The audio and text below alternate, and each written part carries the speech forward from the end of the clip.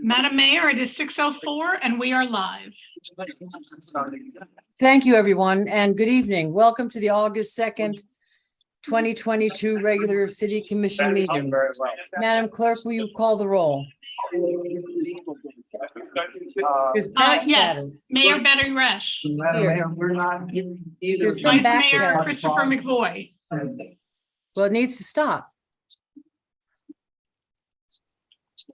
I'm sorry, Commissioners, do you have your mics on? Because I can't hear anybody. Vice Mayor McVoy. Maybe hold on a second, because we're not hearing the volume very well from either city clerk or the mayor.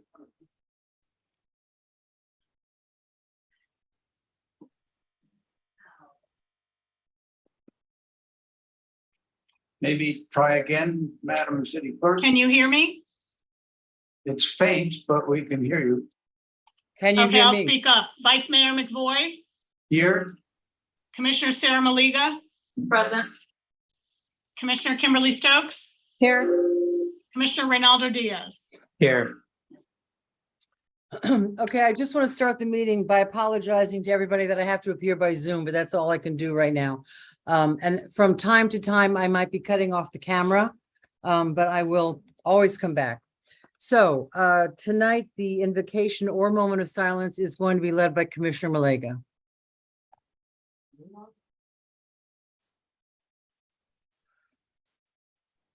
Thank you, Madam Mayor. At this time, I just want to lift up our mayor, who oversees us, directs us, and guides us in decisions and our quorum and our personalities for a speedy but healthy, successful recovery since she's back on the docks. Amen. And the Pledge of Allegiance is read by Vice Mayor McVoy.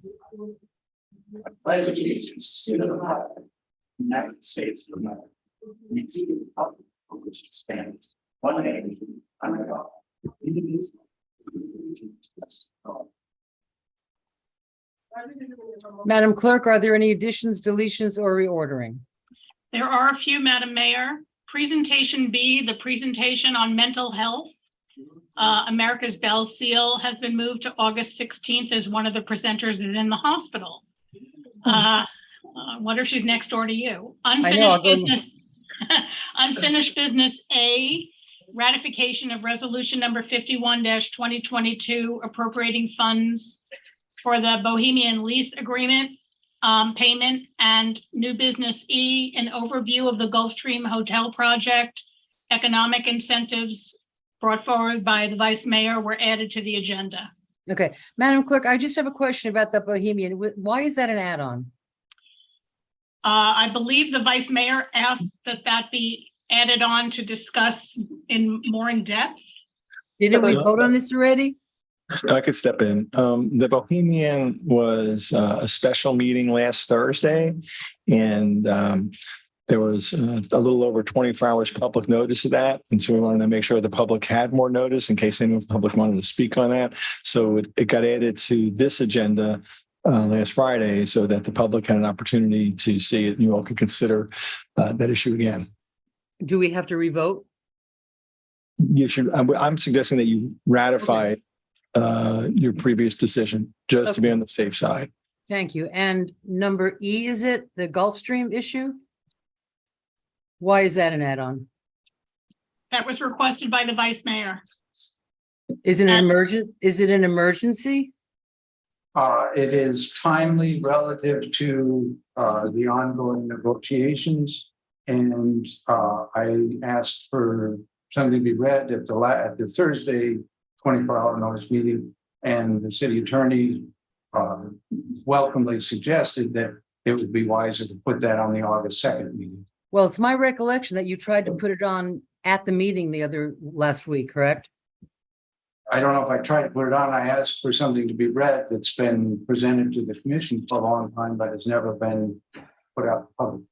So this is not a discussion item, right? It's just in the efforts of Not transparency. really a discussion. I was going to ask the city attorney who's been involved just to let the public know what are we doing, who's involved in doing it, and what the general scope is, but no specifics about the negotiations. Madam Mayor, I'd like this item pulled. I just don't think that it's prudent for us to be discussing this matter when we're still in the process of negotiations. We've hired a third party to do this. And I asked that this get tabled. Thank you. Well, we have been around this block many times in the past year and a half of add-ons by Commissioner Vice Mayor McVoy. I think that Mr. McVoy, it wasn't a surprise that we were going to have the vote on the end of the month, and it's not a surprise that we've been negotiating. Now, I am not going to second that motion. The only reason I'm not going to second that motion is because it's probably just too much trouble to do that. But I once again have to register my complaint about these continual not emergency add-ons. I think you're doing a disservice to the public by doing this. And I really wish that you would look into the future a little bit about things that are going to come forward. Because from Thursday night to today is really not enough notice for anybody to do anything. I don't know what you expect to happen this evening regarding that issue, but I am, and my apologies to Commissioner Malega, but I think it's more trouble than it's worth to table it. Let it happen. Let Mr. McVoy say what he wants to say. Madam Mayor, we have protocols for allowing the public to know what's going on, and we all ran on transparency. I know. The entire community has heard that the meeting is happening August 25th. Now we're going to have a discussion about things that are involved with this decision and with this third-party negotiation. I don't think that it's equitable. I don't think that it's fair. And were the Gills notified? I don't see them in the room. I just don't think that this is the route when we all agreed and we spent city money to have a third-party negotiator come forward with a final agreement between all parties. And that's all I'm going to say on this. I respect your opinion, but please let the record reflect that I am not partaking in this conversation. Okay, is there a second? Calling again for a second. Hearing none, do we pass the agenda as presented, as amended? Well, we still need a motion to approve the agenda as amended, leaving item new business E on the agenda. I thought I just did that, but correct me if I'm wrong. I thought you were asking for a second to Commissioner Malega to pull item E. Yes, and there was none. Oh, that was her motion. Okay. So do I have a motion to approve the agenda as amended? Motion to approve. Do I have a second? I'll second. All in favor? Aye. Aye. Any Nay. opposed? All right. The ayes have it. Okay, next we have a presentation from Kelly Smallridge on the economic development activity in Palm Beach County. Ms. Smallridge, good evening and welcome to Lake Worth Beach. Good evening, Mayor, and wishing you a very speedy recovery. Good evening, Commissioners. Nice to see all of you, and thank you, William, for inviting me to be a part, and thank you for the partnership that you've brought to the table between the BDB and Lake Worth. My name, for the record, is Kelly Smallridge. I'm CEO of this county's Economic Development Board, and I've been asked to give you an overview of economic development and the transformation that this county has been seeing for the past 2 years since COVID. And then I want to follow it up with the real reason why I'm here, which is to talk about the value of workforce housing. And I want to commend you on your efforts and your policies. As I drive along Dixie Highway and Lake Worth Road, I am so impressed with the inventory that you have developed so far, and I would encourage you to continue to go in that great direction.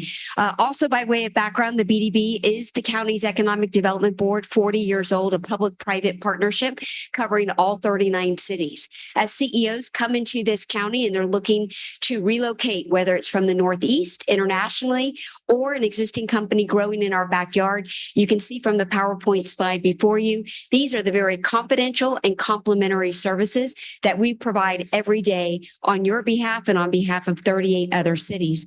So a CEO that came in today may say, I'm looking for 50,000 square feet of manufacturing space. I need 3 dock doors. I'd like to be close to the port, close to the airport. The Business Development Board handles all of their inquiries from beginning to end so that they don't have to go to 30 different parties to figure out how to permit, where to find a workforce, how to navigate the system. We try and get to the finish line quicker than any other county in the state of Florida.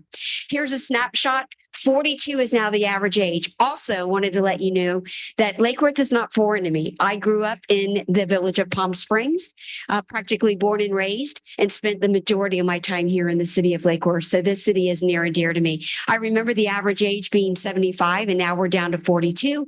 In places like the city of West Palm Beach, the average age is dropping. It's 42. And if you go down to any of our downtowns, you're going to think the average age is probably closer to 29. Also, out of 67 counties in the state of Florida, we have the highest average salary. Other numbers, again, this is leading into the housing conversation. 11,000 people moved here in the year after COVID. 41% of those people came from Manhattan. The greatest switch of license plates from New York to Florida is right here in Palm Beach County. So you can start to see why we're seeing this transformation as employees are able to work from home. Why not live in the most beautiful place in the United States? And that is also causing this housing surge, and the lack of product is leading a 2.2 or a 1.1, I should say, to go for $2,000, well over $2,000 for a 1.1 in this county. Number one county for growth and income. Can you tell me the number of the income again? The average salary of Palm Beach County is the highest average salary of all 67, and the average salary is $61,000. I'm trying to click. Oh. So let me get into the types of companies that are moving here. This is not public housing that we're advocating for. We're advocating for housing for the types of industries that I'm about ready to dive into. So just in the last 10 months, 22 very high quality companies have come in, over 1,400 jobs, more at an average salary of 100,000. Those companies, can you imagine, have taken almost 700,000 square feet of net new space, and they're spending $90 million. And that's just in the first 10 months of this fiscal year. Companies that are hiring, that have employees looking for workforce, are companies like National Dentex, 50 new jobs they already landed in Jupiter. Medical device companies, state-of-the-art technology and innovation. That's what we stand for. There are other agencies that work with small mom and pops. They do it much better than us, but we've been charged to work on industry diversification and bringing in more technology to this area. Also new to market is Electric Power, and this is a company that flies drones over many of the sites that FPL operates. 40 new jobs looking at West Palm Beach. Again, average salary about $60,000. Also, My Bamboo is a company that went to the city of West Palm Beach, 6,500 jobs. They are an online banking system for residents, or people in general, residents of the United States, who do not have a social security number and may need to transfer money to their relatives in another country, all through online, without all of the checks that you need if you're not a U.S. citizen. So people working in the U.S., not U.S. citizens who don't have a social security number, and they located to downtown West Palm.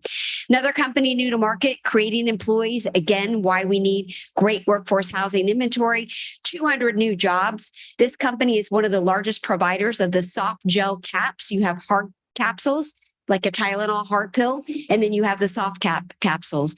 This one is going to Riviera Beach, 200 new jobs, pharmaceutical company.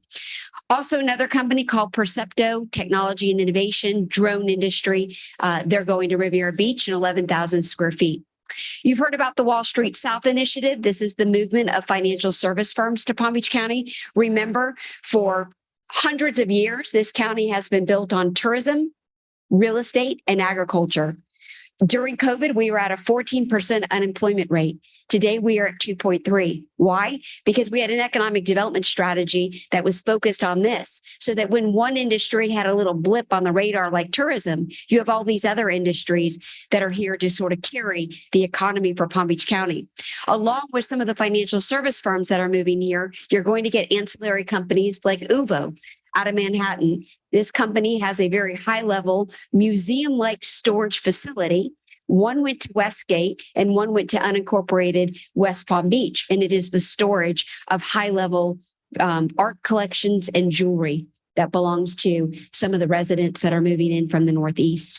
One of the largest online hotel management systems to book your hotel stay just announced a week ago 50 new jobs moving to West Palm. So start to add up all of these jobs, 10,000 square feet. Do you think they're all living in the city of West Palm Beach? Absolutely not. They're living here. They're living in some of this. They're living in Lake Park. They're living in different parts of Riviera Beach. So I have yet to see a company land in a city and everything they do is in that one city. The reality is economic development spans across all 39 cities. You may go to the dry cleaners in one area, you take your kid to school in another area, you go to a restaurant in another area. We all benefit here in Palm Beach County. Moving on, Vetio, another company creating new jobs, just announced. This is animal pharmaceuticals. Italian gourmet distribution of foods went to unincorporated Jupiter. Millennium Management and GTCR, again, add up all of these jobs. You can start to see the transformation. Okay, now I've addressed all the movement and all the people coming in. Now let me quickly address the economic development strategy. Aviation aerospace. If I asked you how many aviation aerospace companies were here and the number was not on the screen, most people shout out, we have about 20. And the answer is we have 1,628 aviation aerospace firms in this county. The engineers are spread throughout. I most recently had Aerojet Rocketdyne, one of the largest, come in and say they take a job. Engineers come in, they take a job, and a week later they resign. And that is because after they've stayed in a hotel for a week and they go to lease an apartment, they can't afford any apartments here. And so companies like Aerojet, Pratt Whitney, Lockheed, Sikorsky, fall in this same boat where they're not all making 113,000, but they're entry-level engineers coming out of college is who we're looking for housing for. Life sciences is another industry that we're using to diversify. Two of the world's largest research and development institutes, only placed in the United States, are co-located right here in Palm Beach County in Jupiter. And now add the fact that University of Florida is taking over one of those facilities, which is the Scripps Research.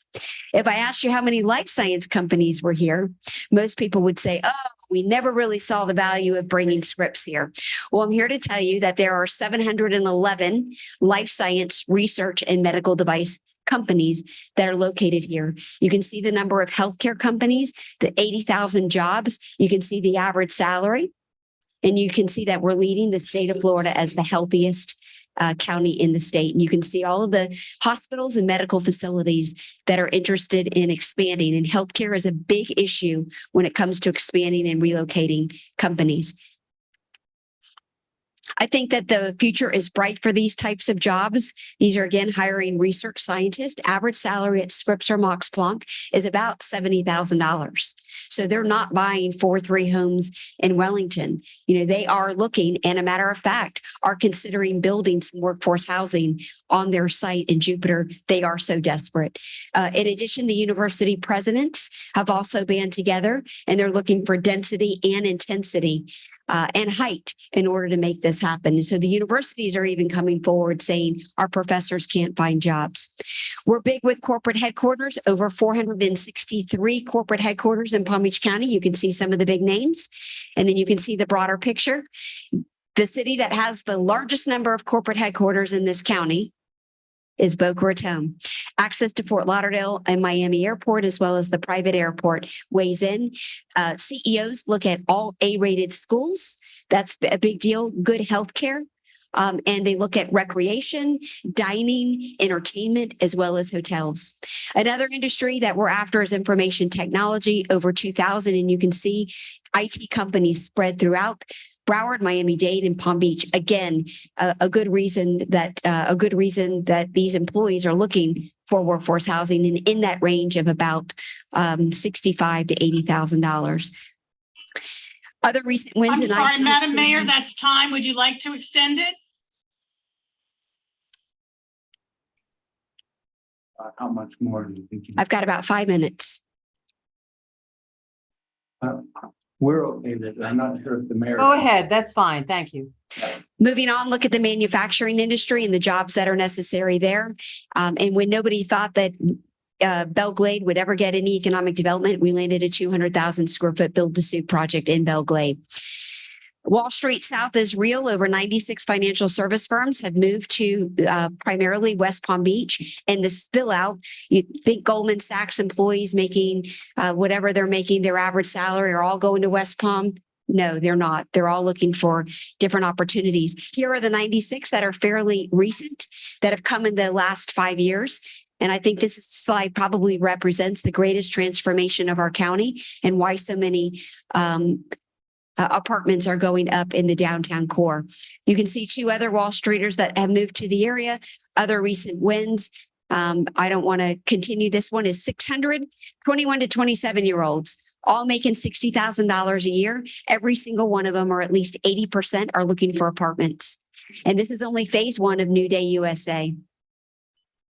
This is in downtown West Palm Beach. New office product, 1.5 million going up. When the 1.5 million goes up, how many more employees will come to the area? And also another 1.5 million in light industrial. And last slide, we need density, density, density. So a lot of times the reason why it doesn't work is because cities are not willing to give height and give density for these projects to have the amenities that they need to make it financially feasible. Again, we're talking about a workforce that falls within aviation, technology, life sciences, manufacturing, corporate headquarters, logistics, and distribution. It's good quality housing for good quality workers.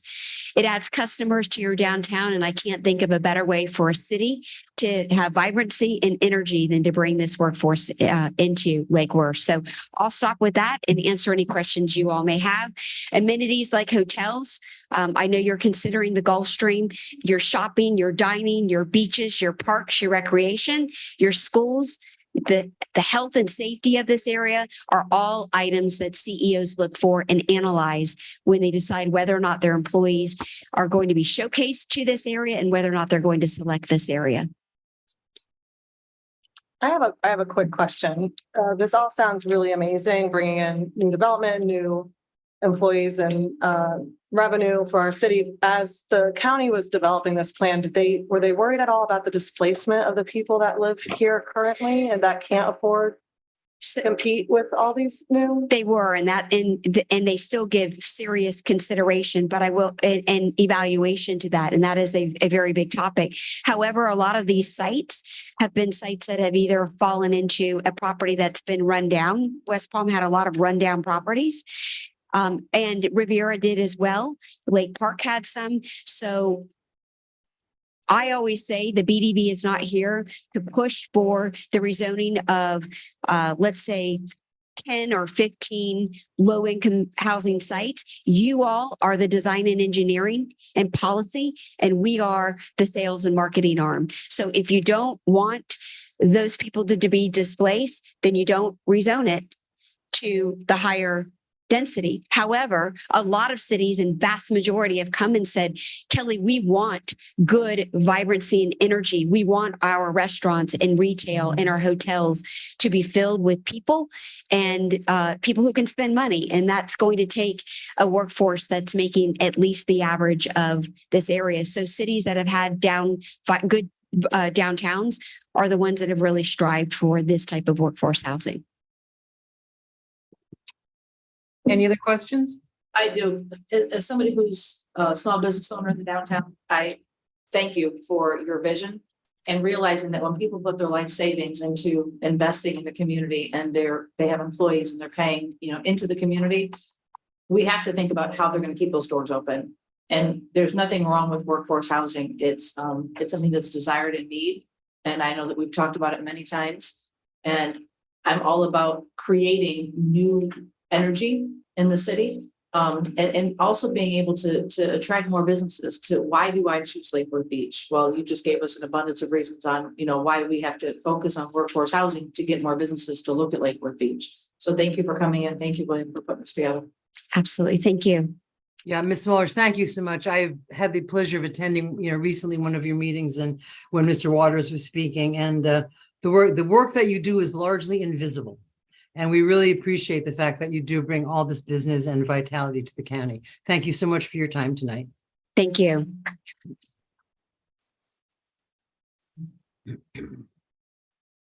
Yeah. I mean, you don't have to get up, but thank you again, because growing up in South Florida can be a little bit tough, because years ago we weren't known for having other industries outside of service and whatnot. And I heard a really scary statistic yesterday about how Florida as a whole, in terms of gaining population every year, we're gaining an entire city of Orlando population, which is we need to find a place for them, and we need to find work for them, and it doesn't necessarily mean, relegated to just a single industry. So whenever I see the data and the work that, you guys are doing and stuff to bring a diversity of industries, it's super helpful. And especially, out in the Glades communities, I used to do a lot of work out there, and it's a very blighted place that really desperately needs that kind of economic help. And so thank you. Yeah, thank you so much. Okay, next up, we have a slideshow by Vice Mayor McVoy with his thoughts and inspirations for the Lake Worth Beach Pool. And thank you, Madam Mayor. Thank you. And thank you for helping us guide us through this meeting, even from a hospital bed. We appreciate that. Thank you. And thank you for the help from Melissa. So we've talked a number of times about the pool as a commission and as a community. And I think I've certainly heard a lot of consistency among the commission of what are some of the values that drive what we want to do there. And that led me to look at some other places in South Florida for ideas that might be compatible with kind of what we want to do. And so most of this is visual, a little bit sort of the thinking that went behind it. And it's primarily in the food for thought category. Next slide, please. Okay, let me just interrupt you for a second, Mr. McVoy. I don't see any backup in my, I don't see any backup. Is there backup for this item? This will be added to it. I've been working on assembling it, and so it's through the courtesy of the city clerk, we managed to get it here. It's timely to the thing, so it'll be available. It's a little bit large. It's 50 megabytes after I shrunk the pictures, but yeah, it'll be available. So there is no backup right now. Okay. Right. Yeah, so I guess you might not be able to see it over there. I can see it. Oh, good, great. I just said the public. Okay, go ahead. So some of the, and this is my hopefully moderately accurate assessment of some of the things that I've heard. And of these sort of objectives, the first one I think is the one that's really the central one to what we're doing, why we want to mess with a pool in the first place, especially at the beach. And that is that we have a very diverse community in all possible ways, diverse in economic aspects, diverse culturally, diverse where they come from different parts of the world. And I think there's definitely a feeling that we want a way to be able to bring people together, to have people cross between different sub-communities, get to know each other, interact with each other in a positive sort of thing. And I think there is potential to do that. It has to be visually attractive and welcoming to everyone in the community. I think unique, original, and it's a little bit touchy-feely, special Lake Worth energy, but I think a lot of people recognize, I've had discussions with planners from Palm Beach County who said, yeah, Lake Worth has a different character than a lot of other places. It's more authentic, it's more real. We had a woman who came who does cleanup in our parks, an employee. I believe she left Florida. She's worked in other places. And she said, I forget that somebody else may remember, but she said, keep it real. Something along that line. I think a lot of people feel some of that, and that should be part of our thinking with the pool. Obviously, it's got to be functional. We want this pool to be a good place for people to do real swimming things, whether it's teaching kids to swim, whether it's teaching seniors who've never learned to swim before, making them feel comfortable, whether it's health provision for people who have MS or other things that require water aerobics. We need a functional aspect to the pool. Obviously, we need as healthy financials as we can make it work, that this would be something that we're not losing our shirts on it. We provide amenities, but the more that it can work with the first objective, but also financially, the better. And there's a lot of interest in having the ability to hang out there, which means some arrangement for food and drink. Next, please.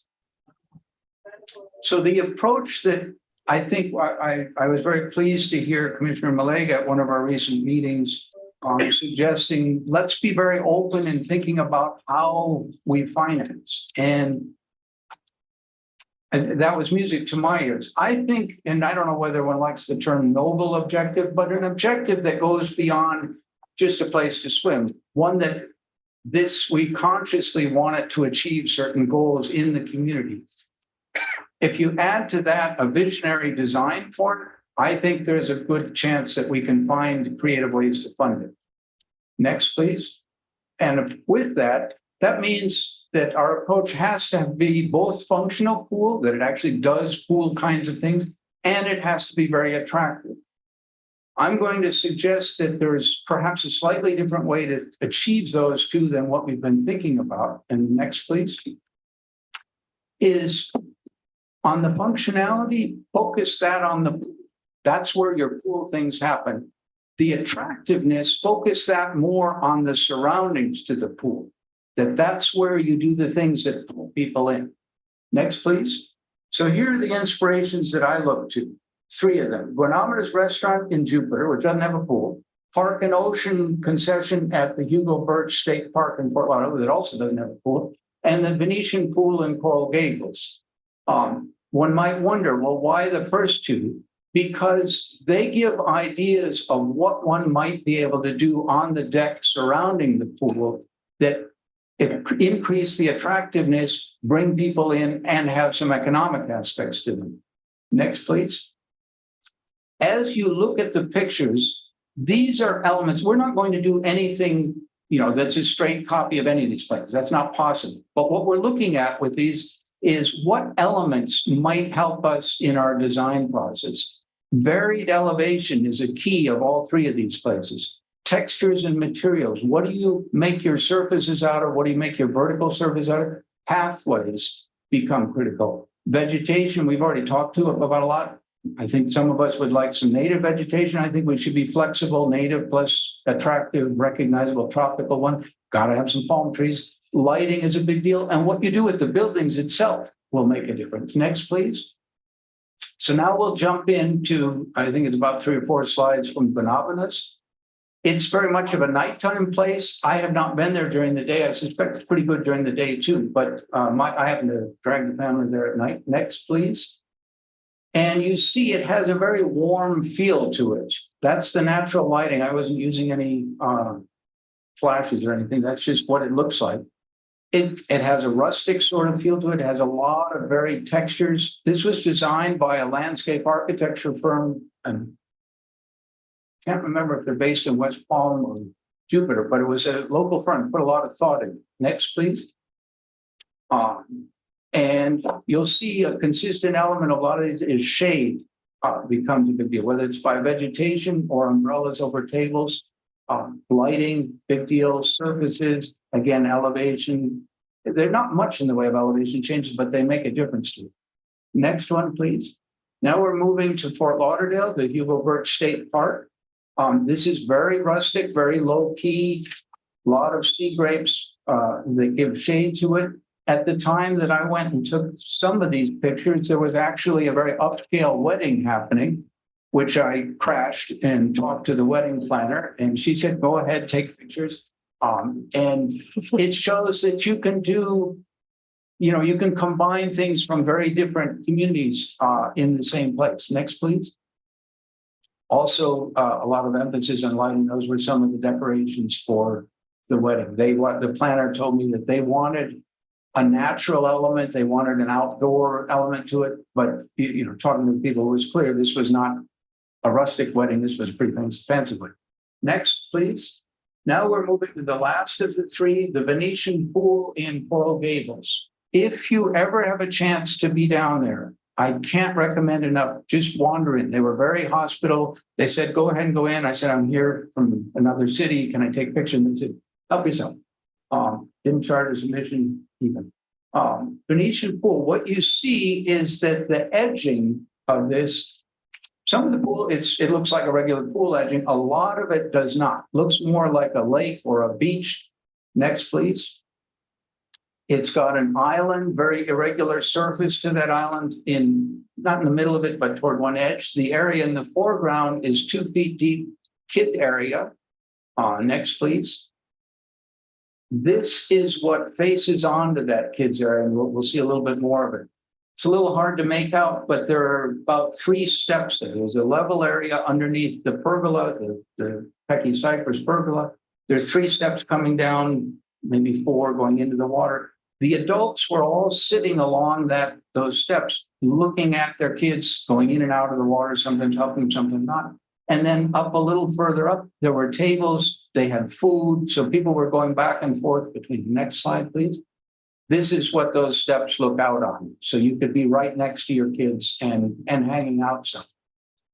Next, please. Vegetation, huge part of this place. The green makes a big difference to it being attractive. Not that much area for sunbathing.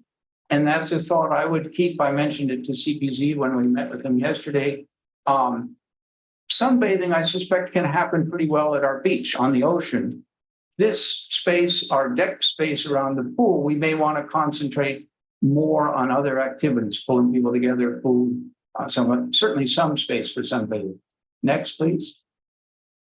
Couple more. There's a higher area on the right side that was very much used, picnic tables, round tables, and umbrellas with it.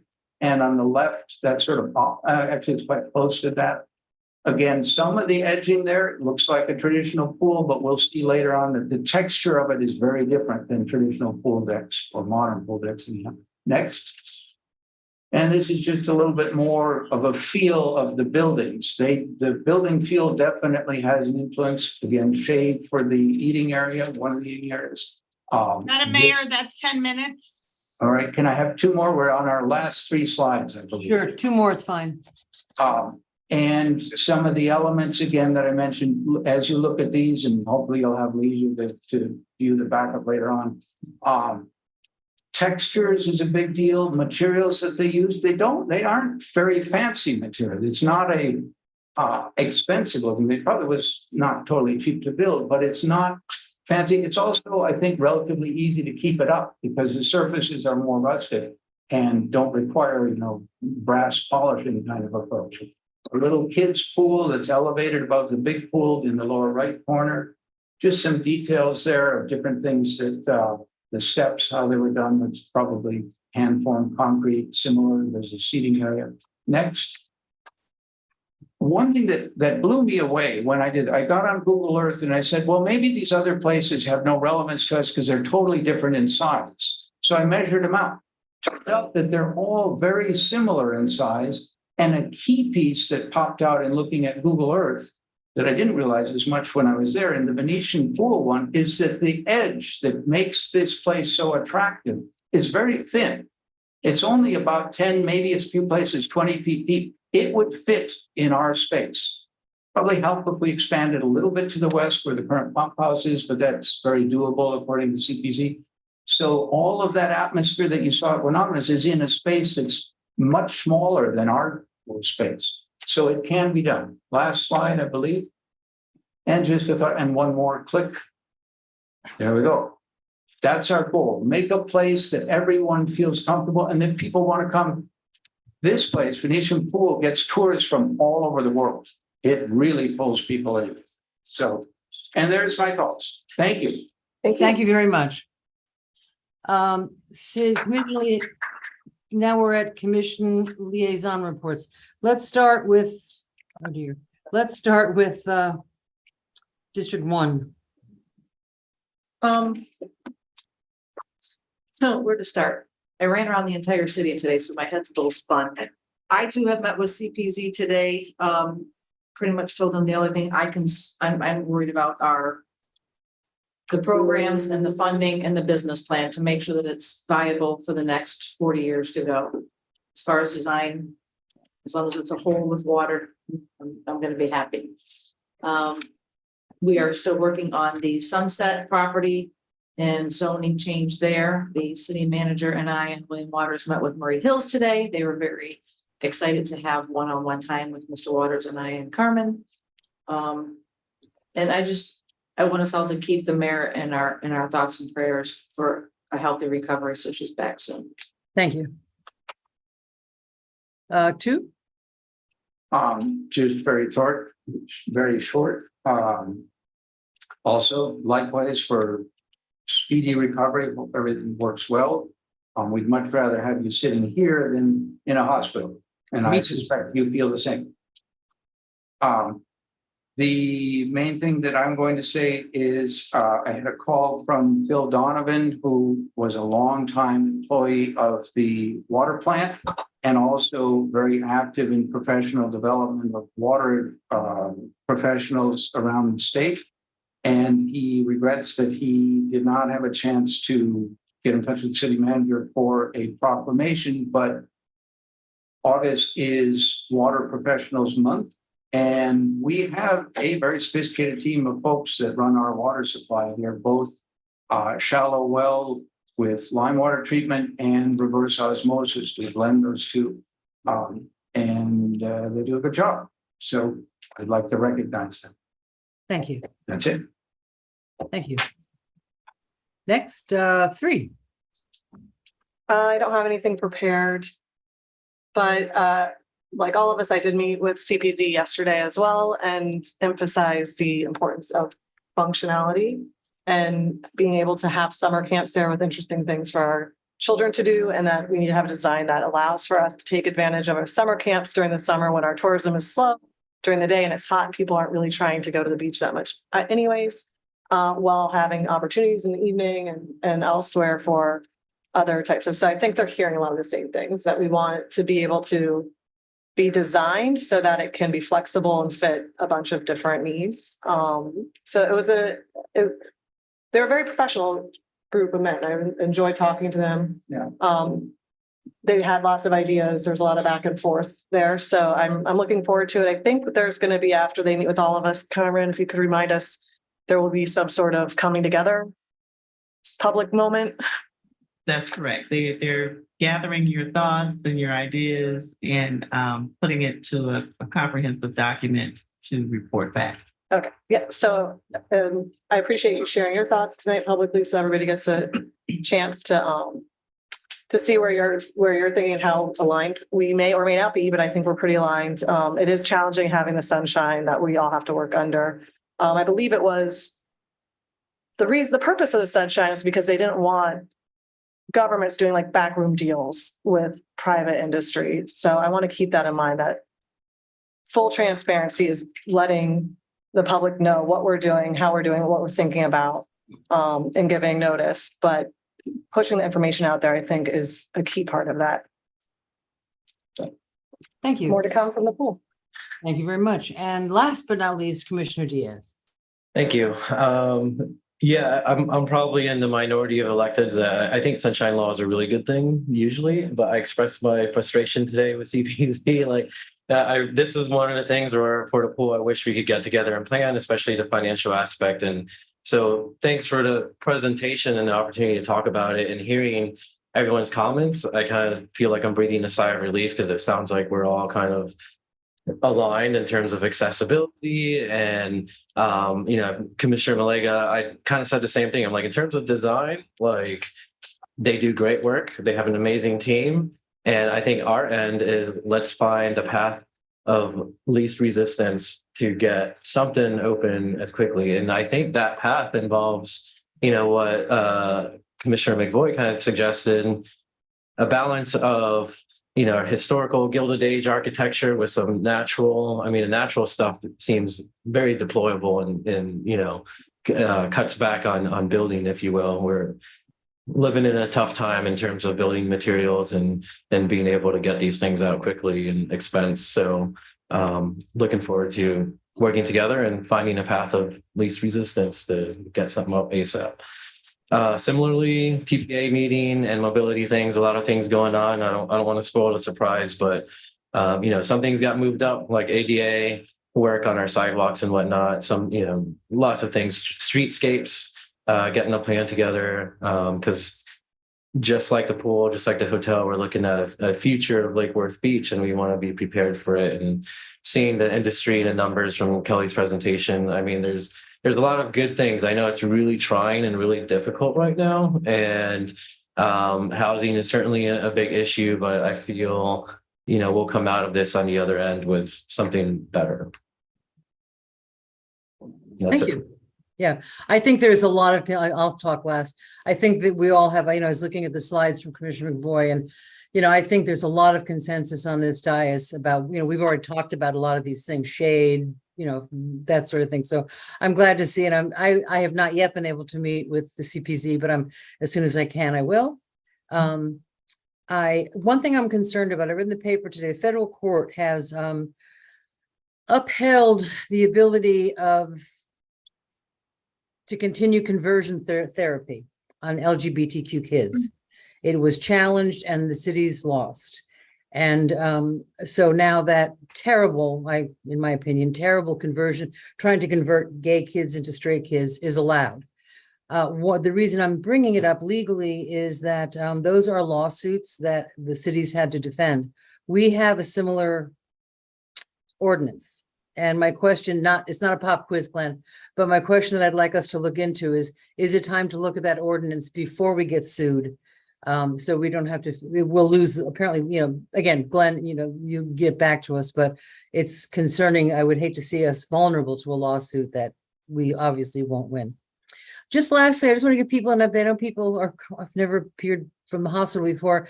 I'm doing fine. I threw a couple blood clots into my lungs the other day and could not breathe. Very, very scary.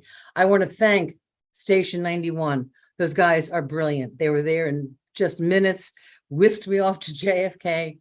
I'm on oxygen and blood thinners and things are going really well. I'll be low for a couple of weeks, but I'll be out of the hospital in a few days and on oxygen and blood thinners for a couple of weeks or for a few months. So I want to thank everyone. The people have been so kind in sending me, thoughts and prayers and hopes and offers of help. And it really brings out the soul of our community when somebody struggles. And I want to thank you all for doing that. So thank you very much. And thanks staff for the beautiful flowers and the beautiful, I got an edible arrangement today, which was lovely. So thank you very much. So let's keep moving because I don't know how long I'm going to last. So let's go now to City Manager. Do you have a report? Yes, Madam Mayor, and I'm so glad you're going strong. Thank you. Just a few things. Just want to mention today, Channel 12 came by. They're very interested in our ordinance, our micro unit ordinance that's on the agenda today. So William Waters and I conducted an interview with them. So you will see that on the news this evening, so that you're aware of it. So it's certainly an interesting subject matter in the public, and we're excited about that. Also, I want to announce our open enrollment, just so you'll know, as a reminder to our teams, August 8th through the 19th is open enrollment. So don't forget about that. So you must update your information so that you can take advantage of our benefits. Also, Friday, August 5th is the Children Got Talent show. So I just wanted to remind everyone of that. What did I say, Wednesday? Oh, sorry, Friday, August 5th. So please come out at the Lake Worth Playhouse from 6 to 8 p.m. And I am a judge, so I'm excited about that. It's going to be so hard. And I'm going to take a lot of tissue because I know when I see the wonderful children singing and doing their thing, I'll be crying most of the time. I don't know how I'm really going to judge, but I'm excited about it. And today, yes, I also attended the meeting with CPZ, and so it was a good meeting. I also met with some of our rescue team, ocean rescue team. So that was great. And they took me on a tour of their facilities, their indoor facilities, their work area, their changing area, storage area, and where they sit in their office. So that was an eye-opening experience to see the conditions in which they are operating in.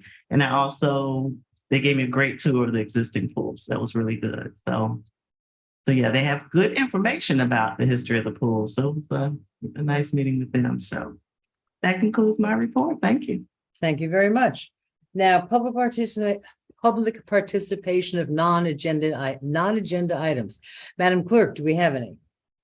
I have one, Madam Mayor, but I'd like to say before I read it that regarding water conservation and water professionals, Those proclamations are in April. They're always done in April. We have them on the schedule for April, so we will not forget them. So I have one comment. It's from Sam Goodstein, 1717 12th Avenue South, Lot E4. Honorable Mayor and Commissioners, on behalf of the Lake Worth Beach Democratic Club, I submit this expression of deep concern about the operational direction of our utility and our continued reliance on fossil fuels. This dependence and our utility's outdated business model is directly responsible for the severe utility rate increase our community is facing at a time when many of our neighbors can least afford it. In your hands are the policy choices that shape our city's future. The time for drastic action is now. The status quo is not acceptable when we look at the economics of city budgeting, the human impacts of rate hikes, or the environmental standpoint. To this end, we demand that you plan for the adoption of a decoupled economic model for our utility in accordance with progressive utility best practices and redouble your efforts to implement aggressive prosumer solutions. We are out of time, and any further delays will only cost our community more. The choice is yours. Lead us to an economical, humane, and environmentally sustainable future, or continue to follow the current path to ever higher utility costs, damage the lives of citizens who you are elected to represent, and be a partner in environmental destruction. That is my only comment for this item for now. Madam Manager, are there any public comments? Yes, Madam Mayor, we do have 3 cards, I believe, for the non-agenda items. I believe we have Peggy Fisher.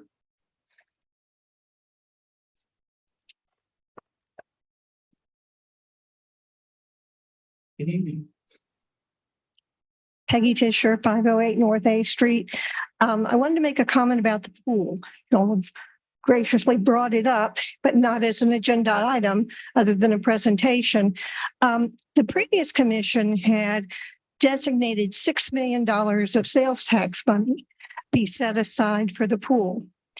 And in listening to last night's budget session, it was noted that there is now about $2.2 million of sales tax money available for the pool.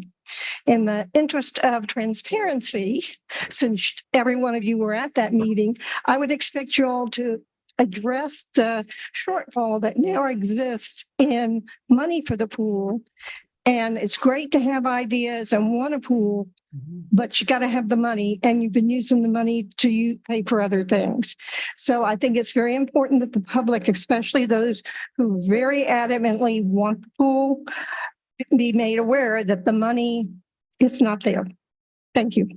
I know we don't usually respond to public comments, but for the record, I would like to state that we have not spent or we have not voted on the use of those funds for anything since we came into office. We did have to approve and are getting ready to approve again tonight the $2.5 million that the previous commission committed to the parking garage.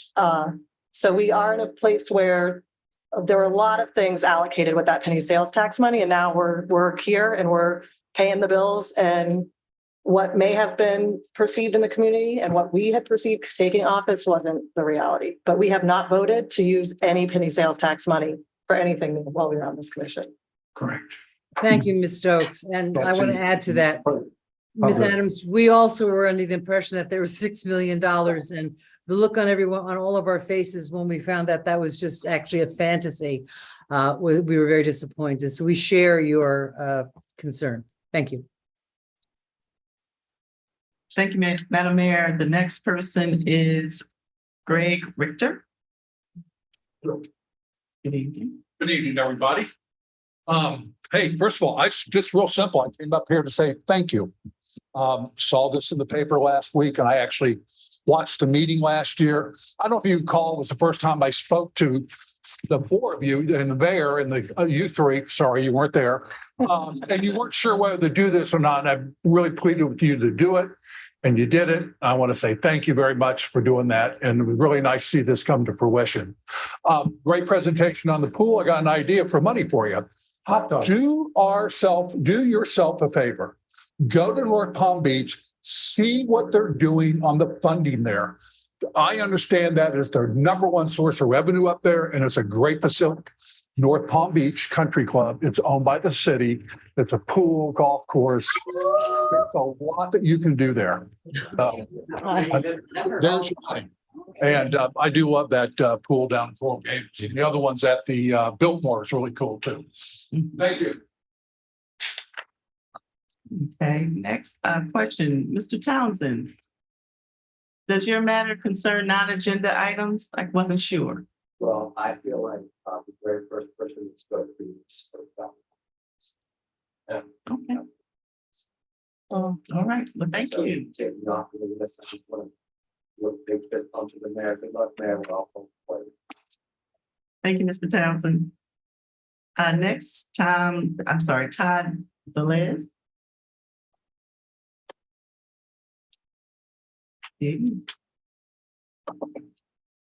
Todd Velez, 530 North G.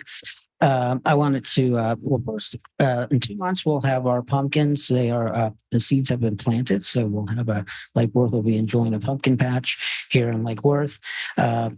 Also, I want to add the Lake Worth snowballs, I call them, the cameras that have been added to First Avenue South and B Street. We've been having a little bit of trouble there. And I see one at E and Lake Avenue. Also at B Street, I believe the property, from when I spoke to people that were working on the property that's going to sell, that's in the tens block. Will be interesting what will go there. I would like to suggest perhaps a yesteryear village for the salt box, which is the wooden structure, which is there's 3 structures there, that perhaps that would be preserved and moved and rather than destroyed. And other properties throughout the city, if there was what to do with them other than looking for a vacant lot or demolishing them. First Presby had to clear out its garden in the down on Federal on the 4th of July. Because of too much trouble, hookers and drug deals, and the cameras could see what was going on. The city asked them to clear it out. It was costly for them being involved with that church. I felt they have a weak eldership that they should have closed off that courtyard. But I remember the years with Roman Mitchell and the former mayor, Pam, all the troubles we had and how he was untouchable. And so the church had to pay, is my point. I could elaborate further. That's it. The Centennial plus 10 will be in about a year from now. Hopefully you're planning about it. I haven't heard it. And I remember Mayor Betty back 10 years ago that you wanted to see the clock restored at the ocean. And hopefully that's a project. I worked on the Centennial with the Calvary United Methodist Church and the city and West Palm Beach. Lake Worth City and West Palm Beach. So there's a lot of nifty ideas. So have a good day. Thank you. Thank you. Madam Clerk, are you there? Because I'm concerned about the screen. Yes, I'm here. You're concerned Okay. about the screen. On YouTube, you see the commission chamber. Okay, and Madam Mayor, are you still there? Yes, I am. All right, thank you. Just making sure we're on. And one last card, I just want to make sure, Ms. Jennings, is this related to non-agenda item? Okay. Good evening. Good evening. Good evening, commissioners. Good evening, Mayor Resch. Okay, I was going to make 2 comments. First is that I listened to your board meetings. It was very hard to hear, but I did listen remotely and commend you for going through a thorough process. And I think you got to appoint some really excellent board members. And I was impressed how many people came forward to go through the process. That's not easy. It's humbling. You appointed some really excellent people for the CRA. And they're supposed to take their seats on August 22nd. I contacted the CRA to see when that meeting would happen because I wanted to attend. They're swearing in. And I was told maybe September. So I'm concerned about that. They have a meeting August 16th. I mean, I'm not sure why the current board members would need to have another meeting as opposed to them delaying their meeting a week and seating their new people. And I really hope that the commission will look at that or the clerk will look at that. I'm sure there's some guidelines about how promptly you need to seat your new board members. The other issue, I submitted a public comment for the last meeting, but I'm not sure if it got in on time, so I'm going to read it quickly. This is regarding short-term vacation rentals.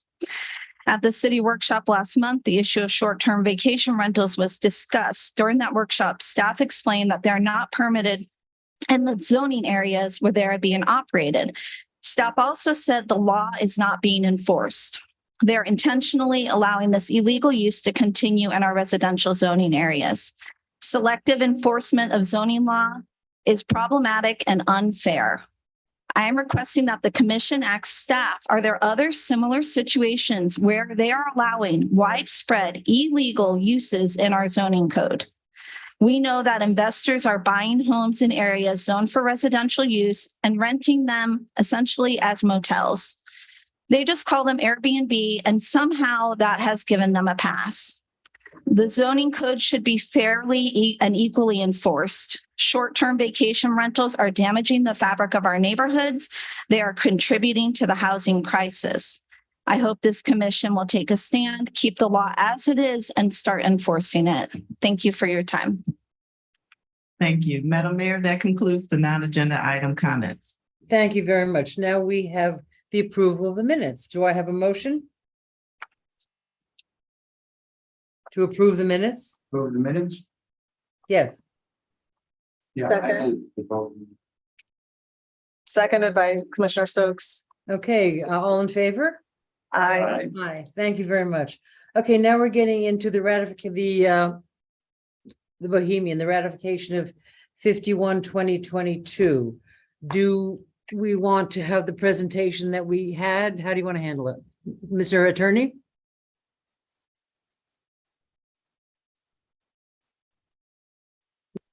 Or Mr. Waters? Is this the Bohemian item? Yeah. No.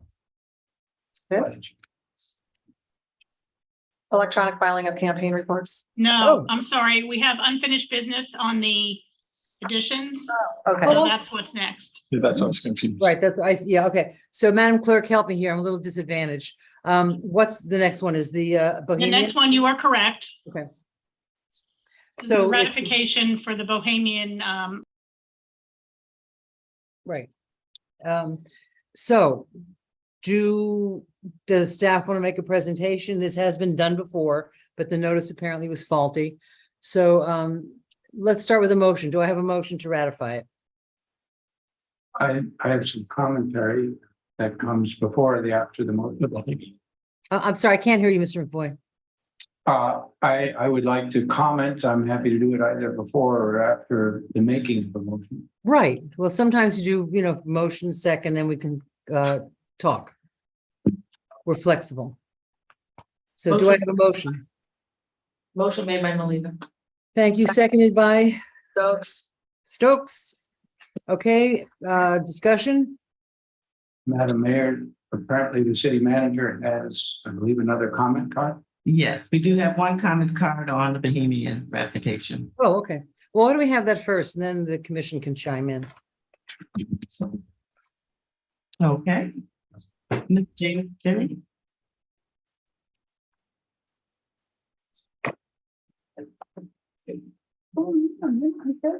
Surprising.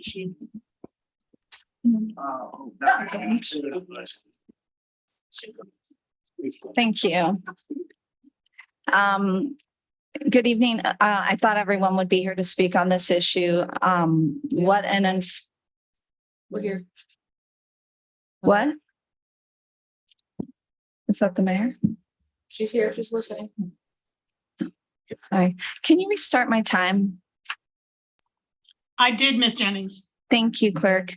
I thought, to me, this issue is very problematic, the way it was put quickly on an agenda. I understand you were facing fines, but this is a lot of money, and we should have an appropriate amount of time for the public to know that it's on the agenda and to come and speak on it. I get it that y'all are in a corner, but this is just like strikingly inappropriate use of public funds. And the 2.4 million is just a part, is my understanding. It's over 6 million in total that the city committed to support a private development with all market rate housing. So it's very disappointing that, especially at this moment in time when we're dealing with such a housing crisis, we're having to scrape together money to try to help a little bit. And here we are, have a CRA with some of the members still on the CRA, the same director, and a prior commission that just, gave so much money to a private development. It's very disheartening. I would hope that you would look at, if you have any legal options, can this contract be changed or modified? Have you talked to your city attorney about that? What is the possibility? I don't know, was it conditioned at all related to the amount of profit they were going to make off of their units? Because we know they're going to make a lot more profit now. I don't believe there was any binding agreement regarding how much they were going to rent their units for. And then also, was this even from the get-go a legal use of penny sales tax? I think most of the public would agree that they thought penny sales tax were going to go into projects that were more for the common public good and that were not tied to people's privately owned property. Thank you. Thank you. Any other discussion from the commission? Thank you.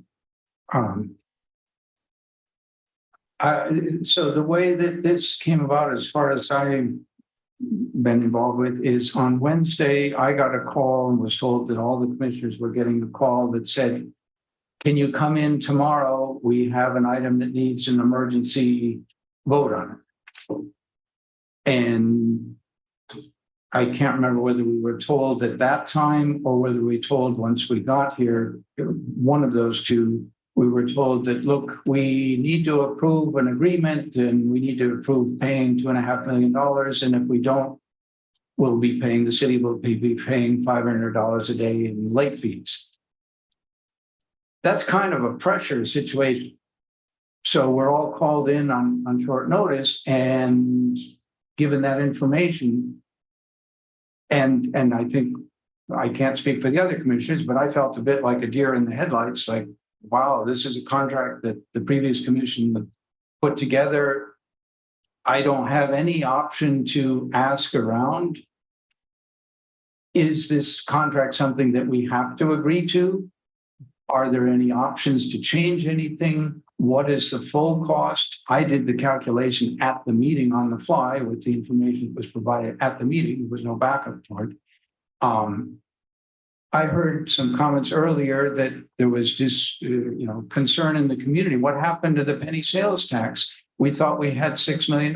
Well, as was pointed out from this commission, we have not spent anything. That was spent by the previous commission, not saying what they did with it. And one piece of it was agreeing to this contract.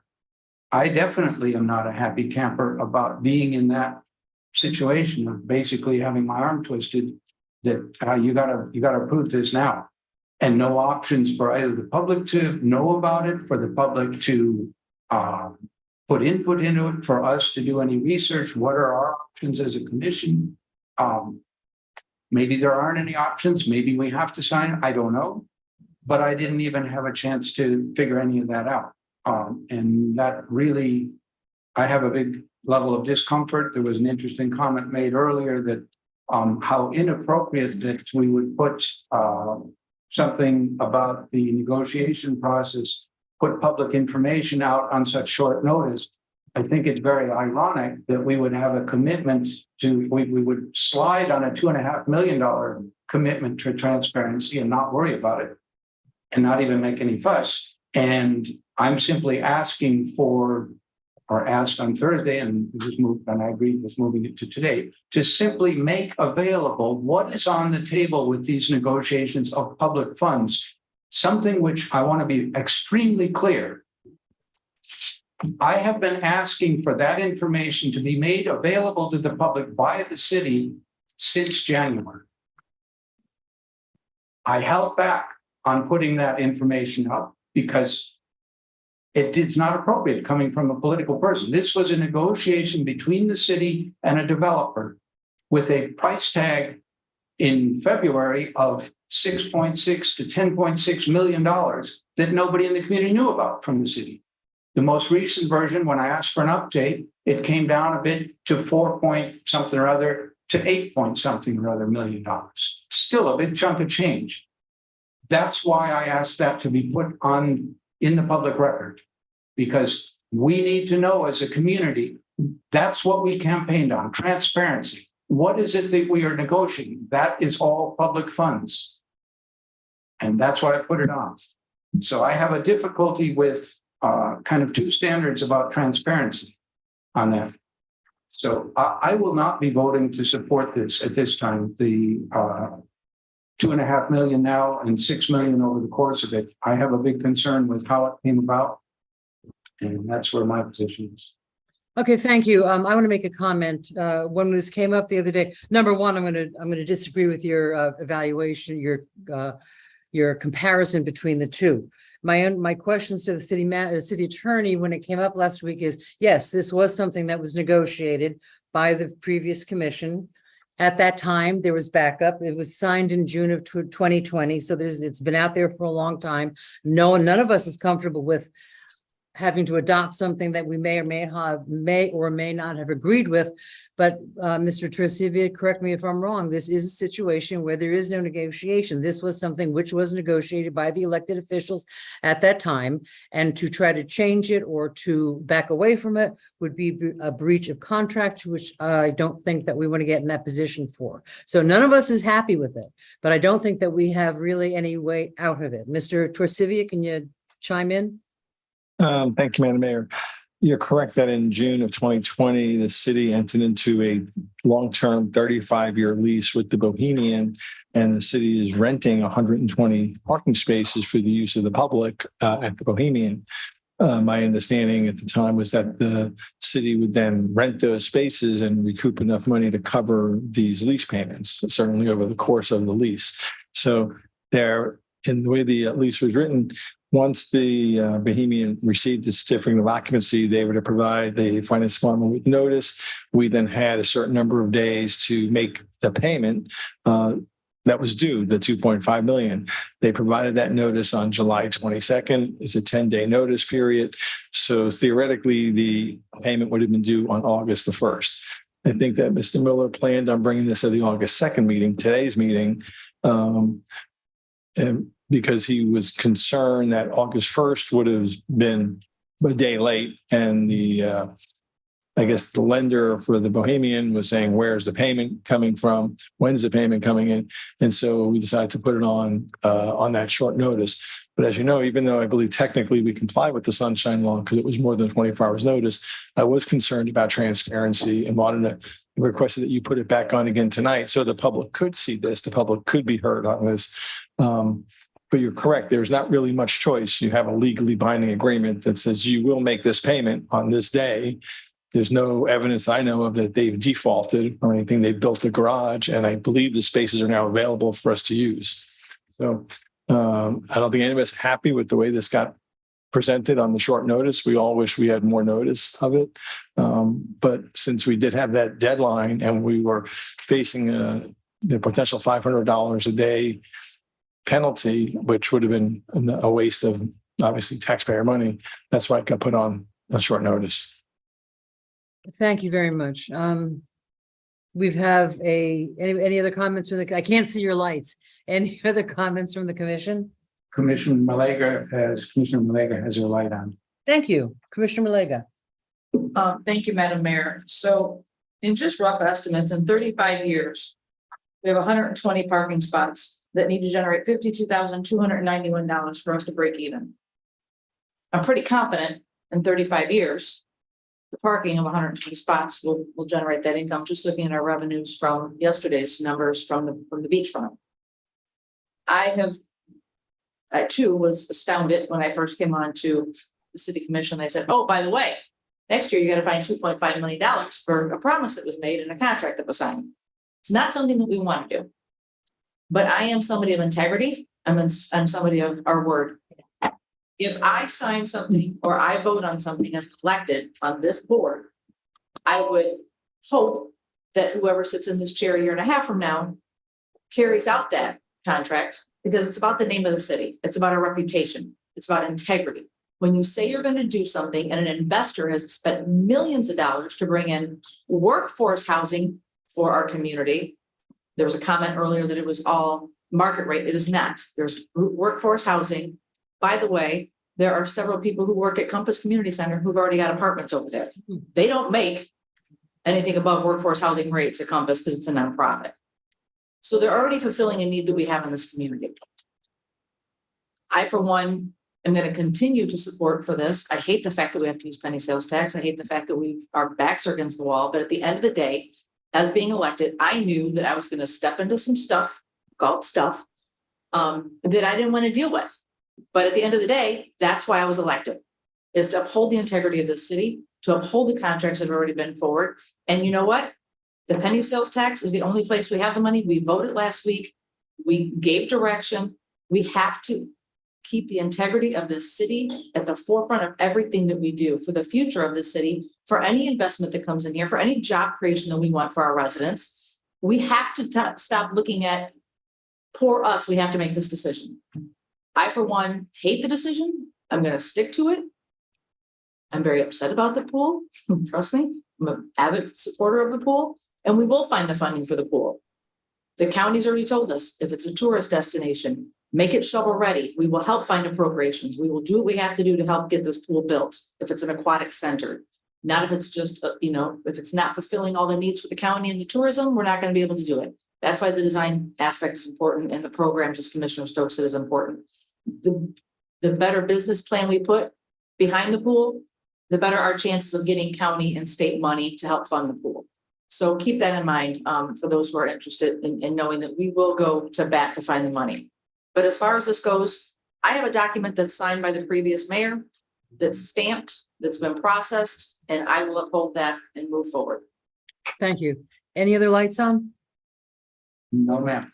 Okay, and I just want to add to that, not only our integrity and our trustworthiness, but if we were to violate this contract, it would cost us a lot of money in a lawsuit that we would lose. So I'm going to call the vote. All in favor? Aye. I do have a comment. Okay, sorry. No problem. I mean, I think both of you, a mixture of both of you encapsulated the problem at hand. At the very least, the risk to failing on notice requirements, I feel, is extremely frustrating. It's unnecessarily stressful. I would have never agreed to a 10-day period in between getting a permit. Accepting a payment so large in one go from the get-go, so spreading it. Maybe the previous administration thought we were going to be so much better off financially right now. I mean, I guess they couldn't foresee certain things, but in the end, that's such a massive payment. It's not something I personally would agree to, but unfortunately, I do have to agree with Commissioner Malega and our legal team. It's incredibly risky to back out of it, but I will disagree with Commissioner Malega on the success of this garage. I feel like this is a litmus test, and I hear a lot from the community that we need a garage. Well, we have one, and it's a matter of time of seeing if we're going to recuperate this massive cost that we're kind of backed in the corner to agree on. So from now on, if we hear more suggestions, we need more parking, we need more garage, I mean, it's there. So let's use it and let's try to recoup that cost as quickly as possible. I don't know if I'm as confident as Commissioner Malega that that's going to happen, but it's unfortunately an agreement that was plopped on our desk, and it's a legal contract, unfortunately. Well, and I appreciate you told us before that you're working with the city manager to bring maybe some sort of transportation, the garage is in an area of town that is questionable. It's the beginning, it's on the railroad tracks. Is it going to fill up every night kind of thing? Probably not. I imagine it will fill up on, street painting festival and other festivals, but then we have to invest in a way to get people from the garage to the downtown. Already pushing people to park there. Yeah, and we're going to have to get them, but we're going to need some circulation to get people from the garage to the downtown to Bryant Park, the Pride Market. Nobody could park anywhere. So I do think that there will be times when it's useful. So I do wish it success. I agree with everybody else here. Yeah. We We gotta definitely. do what we gotta do. And I think during festivals and at the park and in our downtown, I really hope we can push the word out and get that circulator that I know you've been working hard on. We do need to do our part for sure, which is the even more expense to the city to make that connector. And similarly, you know, we can't rely on a singular event. I mean, sorry, Lauren, if you're paying attention, but we do need more, you know, the more events, more success, more people we bring here, for sure will be more use. I think the timing of it though, without having a connector, without having more events, I think if, you know, Brightline, for example, stops there, I think they know that they have an incredible property in terms of TOD development, and they know that it's going to be extremely profitable, except, you know, that's not going to happen today. It's going to happen throughout years. So it's a huge expense that we're approving in one go. Well, we plant trees for 30 years from now, right? Not for today. So we have a motion, a second. Do I have all in favor? Aye. Any Nay. opposed? What? Nay from Commissioner McBoy? Correct. Thank you. Now, the next one is I believe I have the original item A, which is resolution 50/2020 approving electronic filing of campaign reports. Yes, Madam Mayor, I Okay, good. put that on the agenda. Many cities are moving toward electronic filing of campaign reports. It's easier. You can do it from anywhere. The deadline would be midnight rather than 5 p.m. It's just easier all around. We're moving toward transparency. I have to post everything on the website now. I would still be reviewing all the reports for accuracy and letting anybody know if amendments were needed. But then everything would be posted immediately on the website. And I just feel it's the wave of the future, and let's get on because we don't have an election in 2023. So this was a good time to implement it for our next 2-year election cycle. Thank you. Are there any public comment cards from anybody? There are not. Ms. Davis? None in the chambers. Okay, do I have a motion? We do, but we have a light from Commissioner Diaz. Yeah, I mean, I'll move to approve it, but I also just want to take a moment. Thank you, City Clerk Melissa Coyne, for this work. I mean, it's little things like this that encourage public participation, and it's like little things that remove those frustrations that are going to encourage people to run. And I hope nobody I definitely don't underappreciate our city clerk, because she is quite literally an election expert in the mechanics and not these. So the work that she's doing is tremendous. So thank you. I definitely moved it. Oh, thank you. I second Wow. that comment. Thanks, Melissa. I'm sorry, who made the second? McBoy. The My second- head has gotten too big. I couldn't hear. You can't hear anymore. I second the approval of the great work that you're doing. But do you second the motion? I do that too. Thank you. All in favor? Aye. Thank you very much. Unanimous. I'm sorry? Passes unanimously. Oh, thank you. Okey doke. Now we have ordinance 20. Wait a minute, make sure I'm right here. Ordinance 2022-12. Mr. Attorney, would you please read that? Yes, Madam Mayor, ordinance 2022-12 is an ordinance of the city of Lake Worth Beach, Florida, amending chapter 23, land development regulations, article 1, general provisions, division 2, definitions, section 23.1-12, definitions, adding a new definition to annual gross household income, gross rent, and overall housing expense. In article 2, administration, division 3, permits, adding a new section 23.2-39, affordable/workforce housing program, providing for an affordable/workforce housing program within the city of Lake Worth Beach, and providing for severability, conflicts, codification, and an effective date.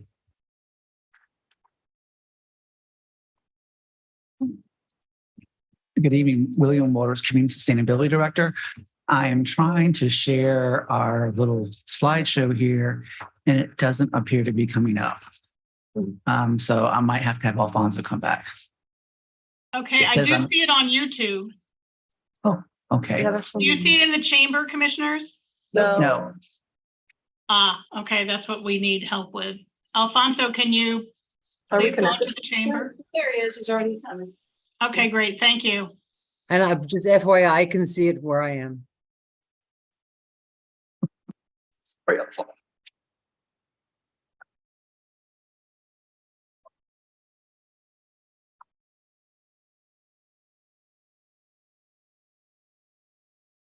No, I'm.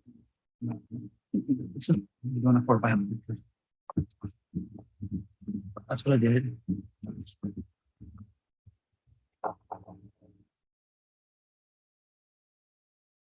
That too.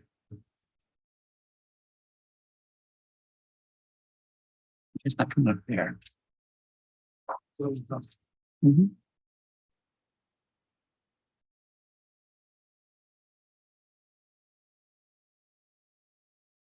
Two.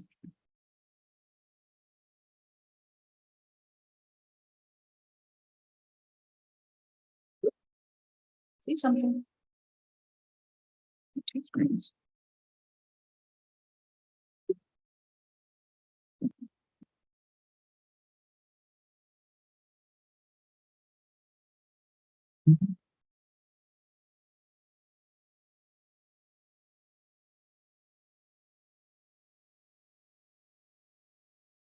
It's okay now.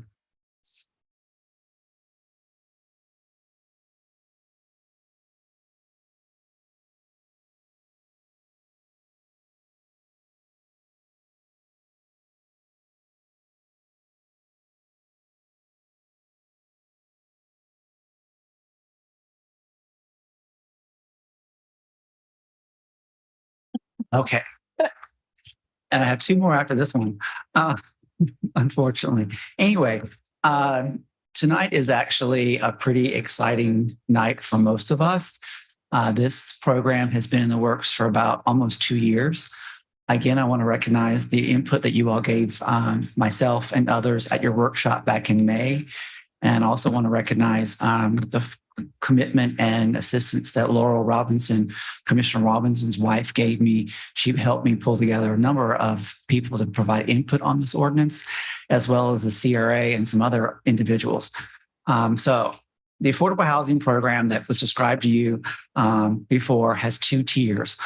One is based on the fact that any project that would like to have additional intensity, density, or height must include 15% of the overall project units as workforce or affordable. And we'll go into what that means a little bit later. Those units that are provided have to be the same complement and arrangement of the units that are in the project. As an example, if a project has 1, 2, and 3 bedroom units, there have to be 1, 2, and 3 bedroom affordable units. People have asked, could it all be studios? No, it has to be. Whole idea is to have a mixed income projects, and the affordable units represent the unit class and unit types that are already in that project. In our comprehensive plan, we also have a means to add 15% to the density if all of those 15% are workforce or affordable. So as an example of somebody, we've already had someone actually apply for this and like to get it.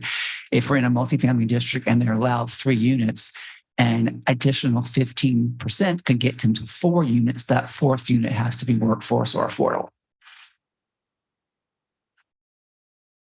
The incomes for us is of actually, I'm trying to keep this as simple as possible because we're going to have to run this program. And based on the number of plan developments we've had that have asked for additional densities, intensities, and height, we could have several dozen projects that have affordable housing provisions within several years. There will be annual reporting required. The income limits are based on the county's median household income. And then there's also, it's tied to the unit type. What sort of led this discussion initially, I was thinking, if we adopt a living wage, that living wage person should be able to find at least a studio apartment and be allowed to live on their own. So that was what the percentages started out from, is that somebody making $15, $16 an hour would not spend more than 35% of their gross income in renting a unit on their own. And from there, the unit types were all governed by the amount of income in the household, not so much the number of people in the unit. But there are provisions that you can't exceed our minimum housing code, and you can't have more than so many people in a unit type. So this was, and this also provides an incentive program, is that if we wanted to increase the number of units in a project, the city could help fund those by providing a payment. In addition, if a developer does not want to participate in the program, they have to buy themselves out. And it's quite expensive. There's also a penalty provision that I need to ask your direction on in just a moment. It has an either or, and I've spoken to this quite a bit. I also want to recognize Commissioner Stokes has also been helping me a lot with this. We've talked about it from time to time, and some things were incorporated with her suggestion as well. So the funding that could come to provide the incentive to encourage more affordable housing in the project could come from either the Sustainable Bonus Incentive Program or with a resolution, the Transfer Development Right Program. The TDR program now has about $440,000 in it. There may be another project coming along. We haven't determined what their TDR amount would be. There's sustainable bonus monies that are coming in from several projects, and that account may have about a couple $100,000. There are restrictions. This program is set up on it as a 20-year deed restriction. What is unique about this project and program is that the city can buy another 20 years of commitment based on at that time, 20 years in the future, what is a median household income. The developer cannot choose to back out. If the city has the money in its affordable housing program and says, we would like a first right of refusal to extend your restriction another 20 years by paying this amount, they have to accept it. I do not know of another program that has that restriction in it. And it was something that we talked about a lot, is that 20 years may not seem like a long time. It may seem like a long time for a commitment, but I've been here 12 as of December, and 20 years passes by pretty fast. So I'm sure we're going to have an affordable workforce housing challenge into the future for quite some time. There's also an annual report that's required that governs telling us, the city, who was the project rent, who the units rented to, did they meet the income qualifications, did you meet the qualifications of the program? The either or component in here is the penalty.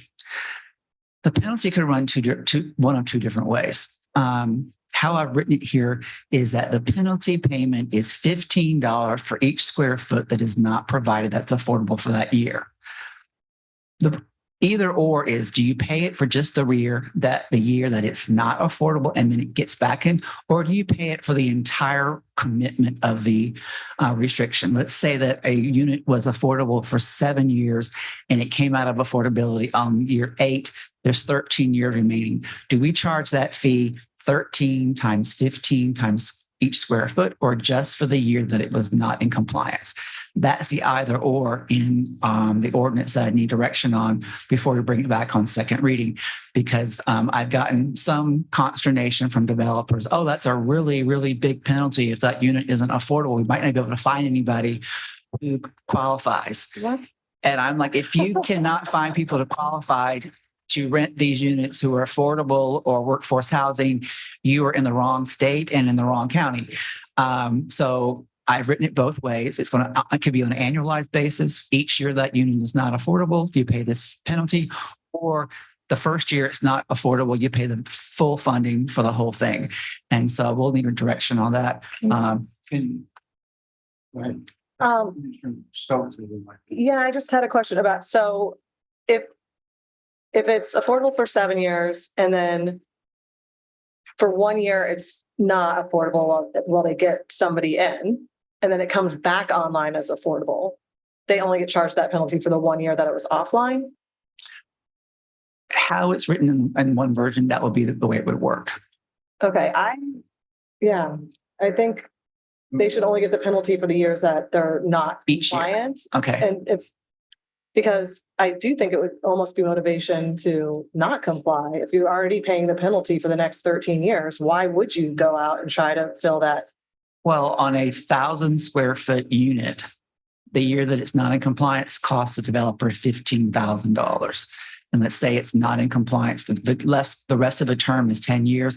That's 15,000 times 10 years. Mm-hmm. There's $150,000 penalty. One way it's written.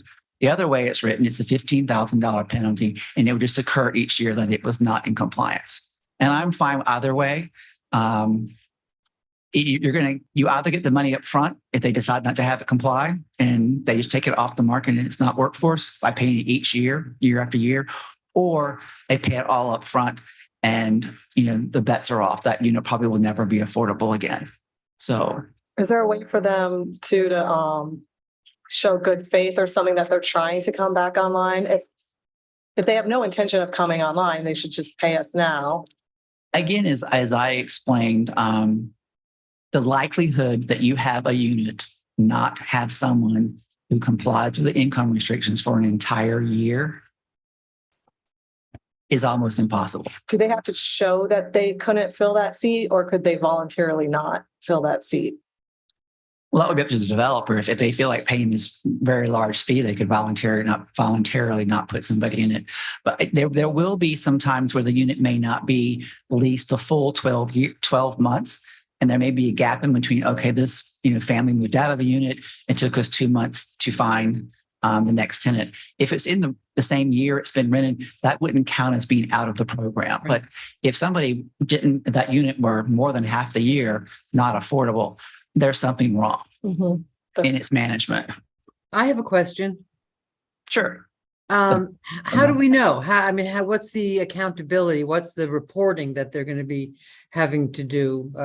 Enforcement is how do we find out? Part of that is due with this ordinance does allow staff in the city attorney's office to create standard operating procedures and program policies and requirements.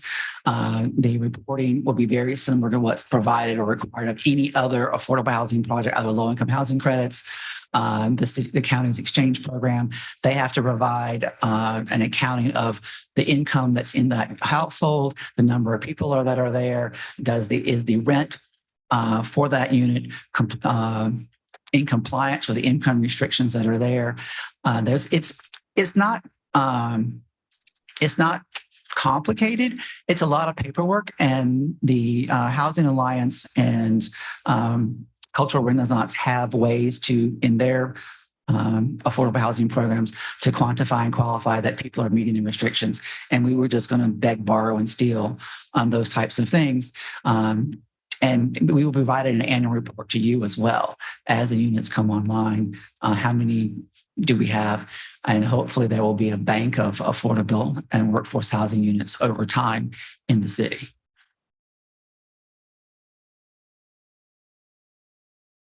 Commissioner Malega has her line. I still kind of. I'm sorry. So this has proven workable with other projects in other cities? Yes. Okay. Thank you. I too want to second Commissioner Stokes' comments. I don't feel that we should punish an investor for not fulfilling that need for a year for the full length of the next 18 years, 13 years, whatever, because then there's no incentive for them to go back out to market. And the whole point is for them to be in market and reachable. So I would be in favor of the $15 a square foot for each year that they're not in compliance. Okay. And Any other comments from the commission? yeah, we got two. Commissioner Diaz. Okay, Commissioner Diaz. First, okay. First question, and not to pop quiz you, William, but is the income area? Are we seeing that Lake Worth's average income is reflective directly with the county? Because I feel like there could be some disparity there. Our median income for a household of 4 is about 60% of the county's household income for 4. By using the city's median household income, I could not get any numbers to work where the 40% of that median income could afford anything. There are other programs that are better suited for low, and I forgot what the lowest level of city income would be. Our affordable housing project called Banyan Court on North A Street is a low income housing credit project. And that does have a requirement that lowered income families or households be provided for.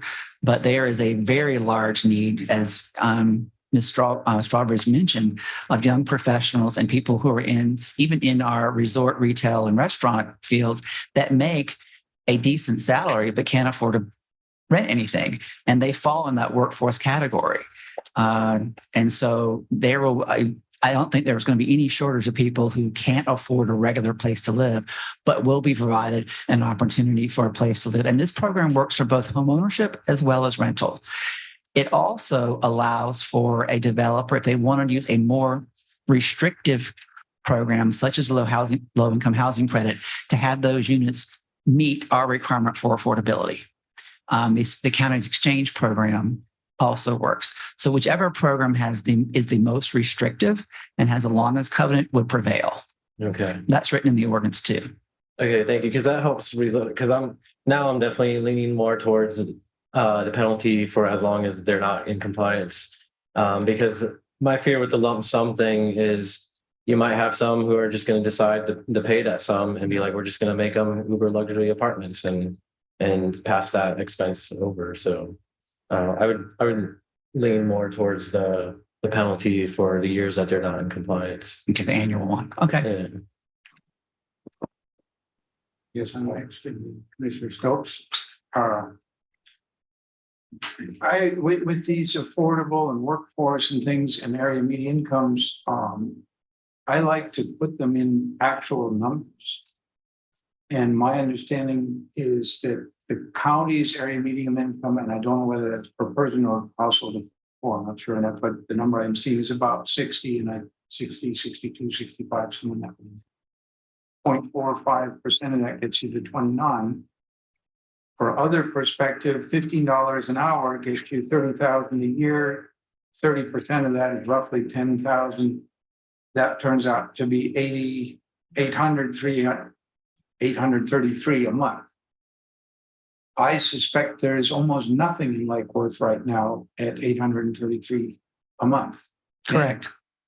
Unless you start filing a lot of people into place or something. But so I'm concerned, I get concerned when we talk workforce housing or we talk numbers that are based on the county's median. It's just not very relevant here. And to extend that out a little bit, I was out doing field work on Friday with employees of the water management district, which is known in the environmental field as paying pretty decently. Other person on the trip was a professional. She said that her rent, I think in Boynton, she and her partner went from 2,000 to 3,000, which was a big jump. And so they looked at the Bohemian. They were charging for a 2-bedroom 2,900, and they said, well, that's not helping us out. So it's not only the kind of income in our city that we're used to thinking about above lower income, 40,000, something. It's other professionals that can't even afford the Bohemian.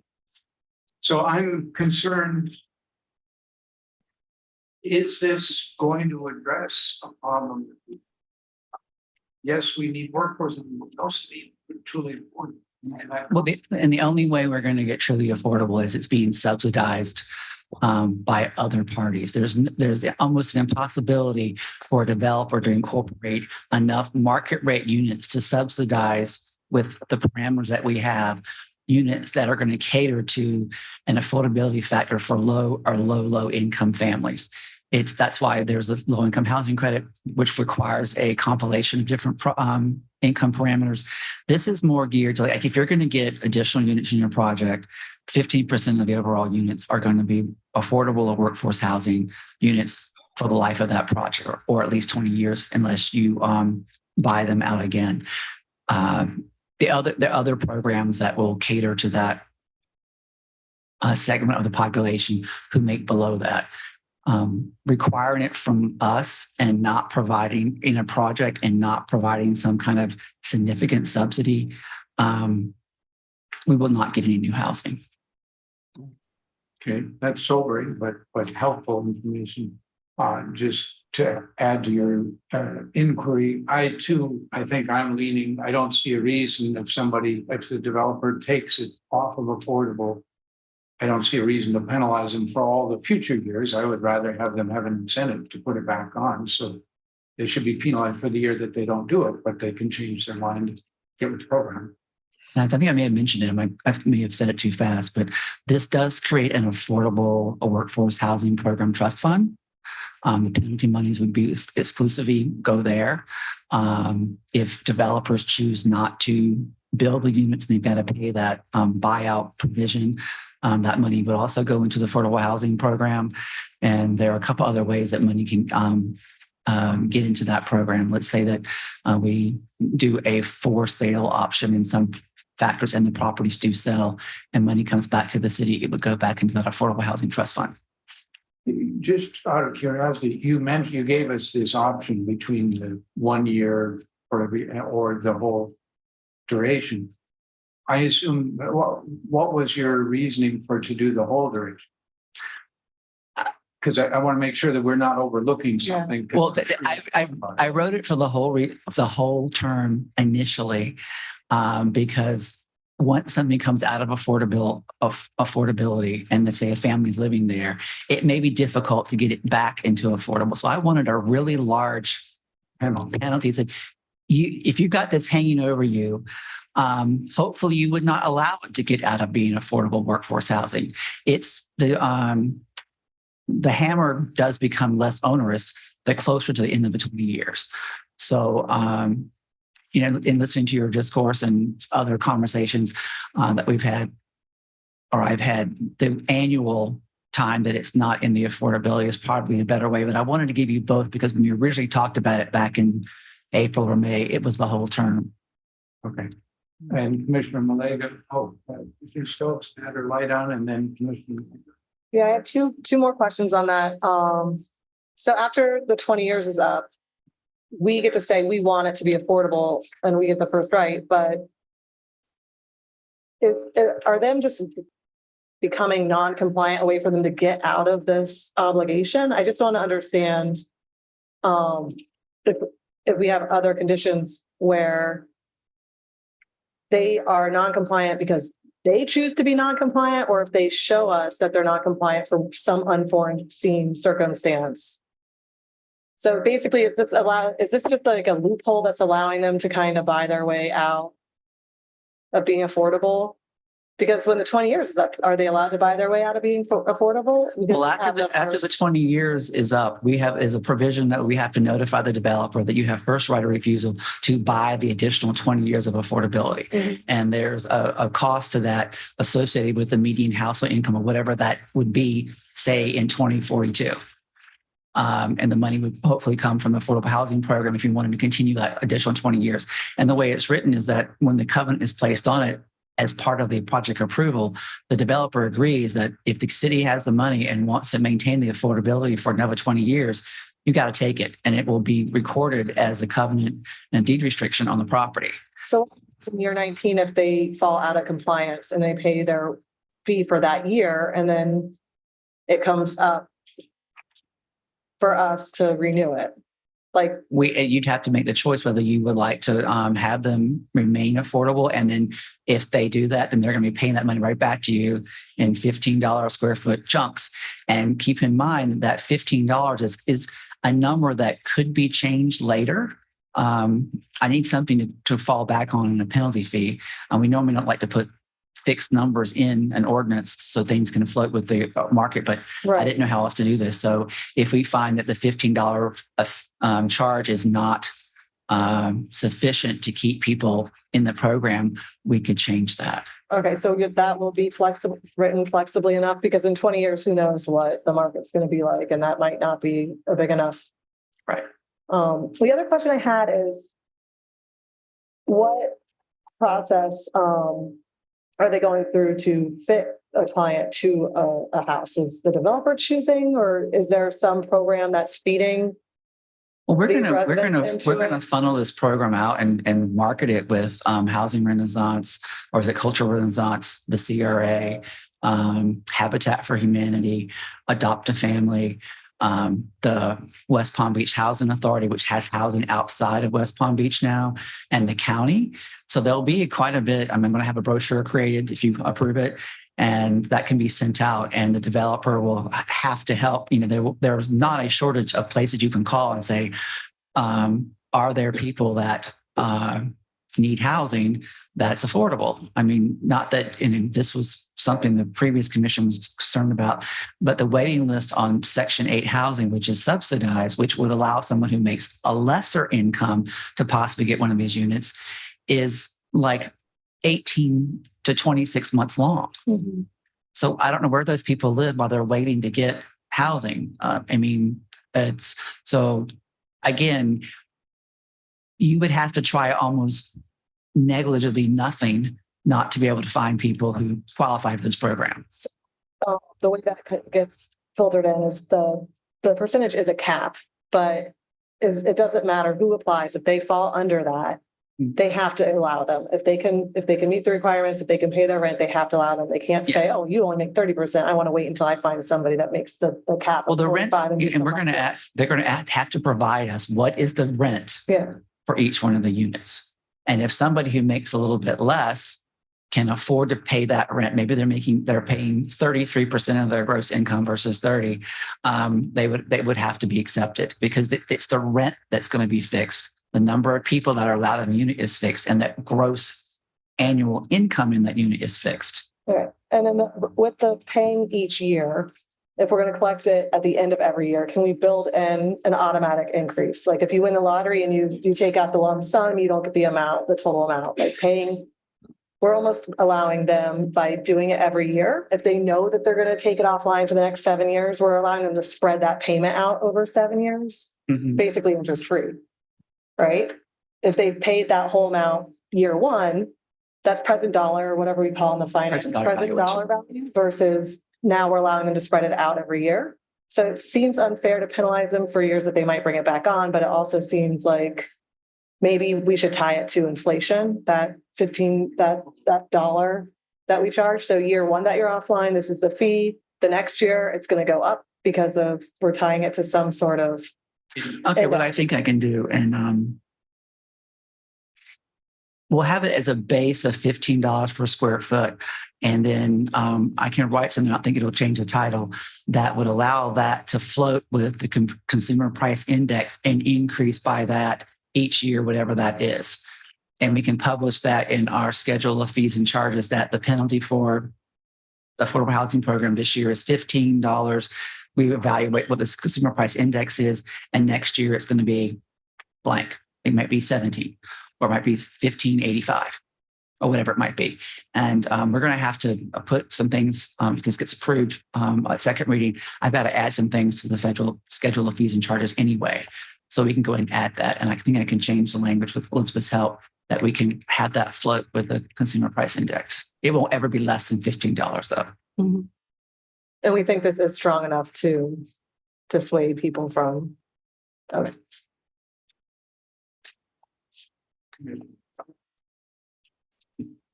Okay, so for right now, FY22, the median household income for our county is $90,300.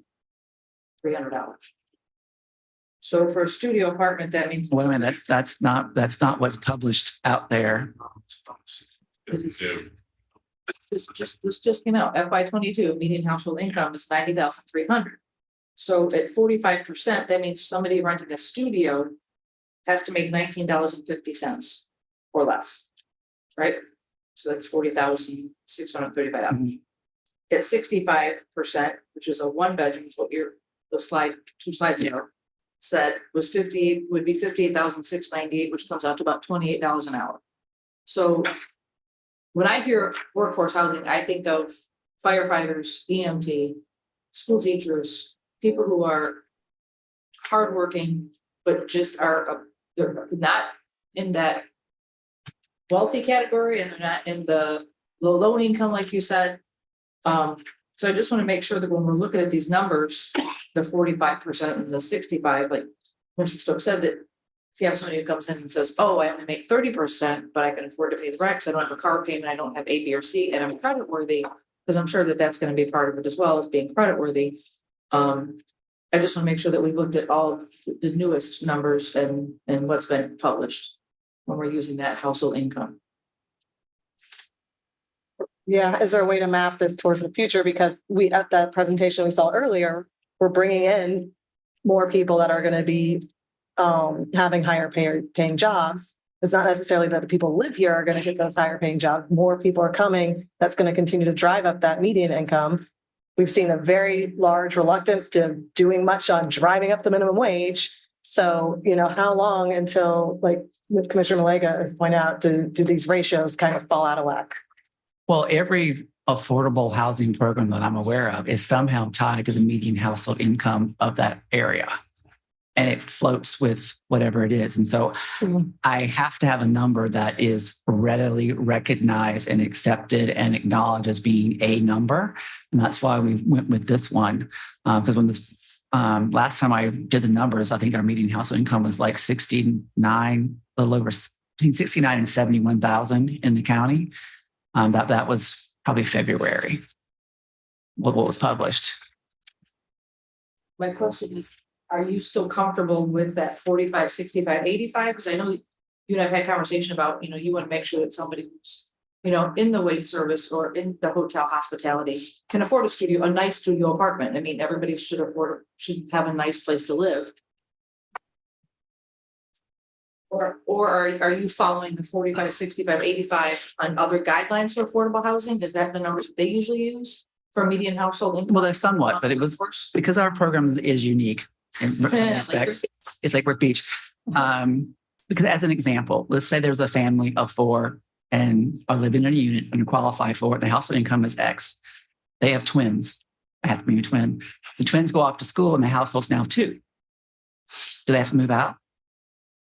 Because they don't meet under some guidelines, they would have to move to a different unit because their house, the number of people in the unit changes, is too many. So this is tied to not only the number of people in the unit, but it's gross household income. So that if things change like that, you aren't, some people may be in an affordable housing unit for many, many years, and to have them be displaced because their kids went off to college would be, I've seen that happen, and it's not pretty. And so our program is trying to have a little bit of a safety net that as long as, that's why the number of people that are allowed in the unit. So we have requirements in here that certain units have to be leased to somebody with this many people in it, or no more than this number. Now, is that in the language, does it include minors? Yes, it's household number of people. Because somebody asked me, well, what if somebody rents a 4-bedroom unit and then go gets 8 friends to pay off the, no. No, not if you go get a 3-bedroom unit and you rent out 2 of the other rooms and you're charging $900 each room. I'm sure. But those people's income will count toward household income. If they're on the lease. Well, they're going to have to be, because that's part of the restrictions that, Okay. I know you put a lot of thought and detail into this. It's only been a little over 2 years. But to get in originally to the 4-bedroom house, do you need more than 2 people? It just seems strange to give a 4-bedroom house to a couple that has 1 room occupied. Or were you talking about a 2-bedroom, the couple and the twins? That could be a 2-bedroom unit, or it could be a 3. Okay. The for sale options are going to work a little bit different.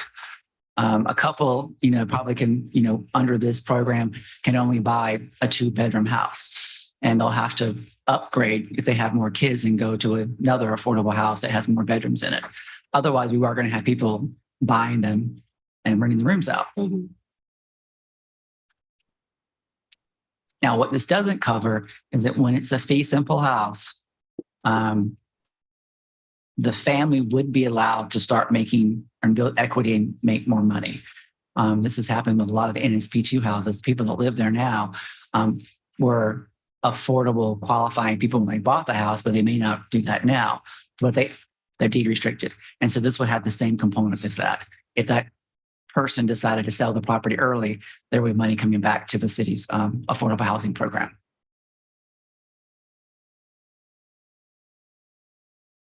Okay, I'll jump on. I guess, rewriting the ordinance for the $15. I mean, I know that's not easy. It's a lot easier to just put a number down, but I would definitely, it needs to be floated for sure. I guess my other question would be, we should be looking at this not just like a standalone as well, right? So if it's somebody's going to build a multi-unit complex, right, and like realistically, a 15% increase. Part of them being incentivized to do this and participate, I mean, that's also going to work with, say, for example, they also ask for a parking parking decrease and lean more towards TOD and doing other things that kind of align with the spirit of protecting affordable and workforce housing. I mean, this is not just a standalone thing. It works together with our other, credits and whatnot. So I think it's, good work. And 2 years. and you have two other pieces coming right after this Right. that work with this as well. Exactly. And the county programs. And the county and one day to stay. I can be. No, it was done. I was on the last, I just didn't move it to the thank you. I mean, it was on the last slide, so. Yeah, we always am in the same slide. You're invited to come Lake for speech. Did you have a question? Mine was, I agree with the idea that we should write in something like the consumer price, something that we know from the get-go that that's going to go up, so people know that. The other was just a question. Often the developer sells the development. I assume all of this transfers. It's deed restricted. Yeah. It runs with the property. That's Motion to what I approve. figured, but want to make sure. Motion to approve. Are there, second, All in favor? are there any public comments? Oh, thank you. I don't have any. Okay. Ms. Davis, do you have any public comments? None from the chamber. All in favor? Aye. Aye. Thank you very much. If I Passes could, unanimously.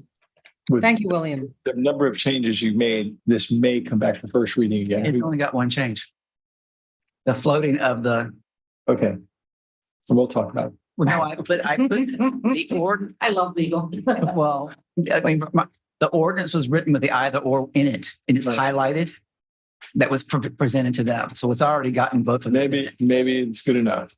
I ran it through Elizabeth. So Throw Elizabeth under the bus. I'm not putting on the bus. Okay. All right, next up. Can we take a 5-minute break? Yes, that'd be great. If you want to get that one up for me, that's. Mike's off. Mike's off. Thanks, all. Okay, thank you. Be back in a few.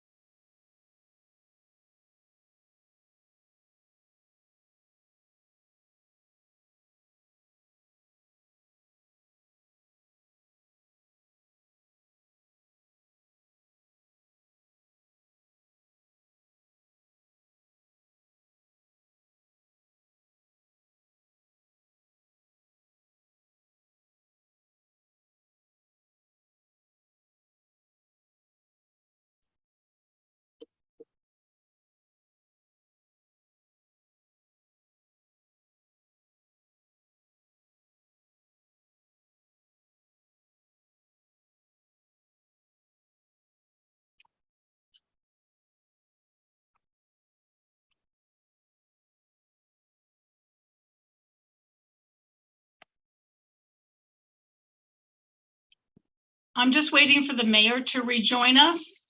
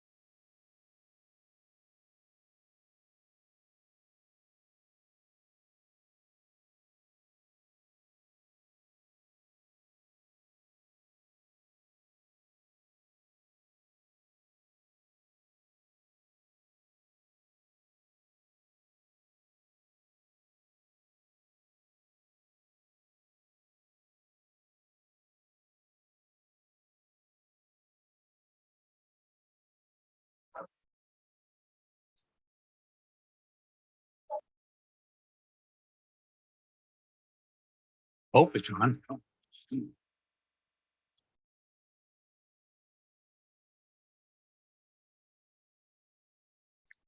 Maybe I'll text.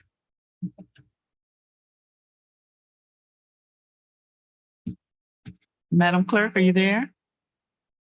Yes, I'm on the phone with the mayor. She got kicked off, so I'm helping her Oh, get logged That's back what on. I we're wondering. apologize. Thank you so much.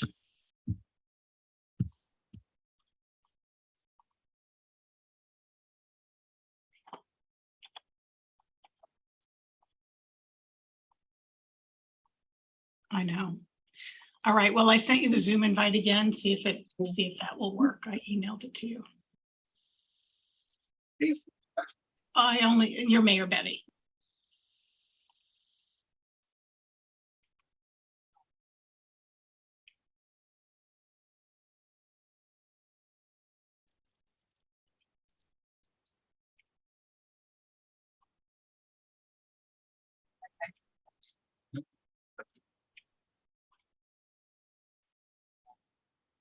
Yeah, but they know that we're waiting for you. They're fine.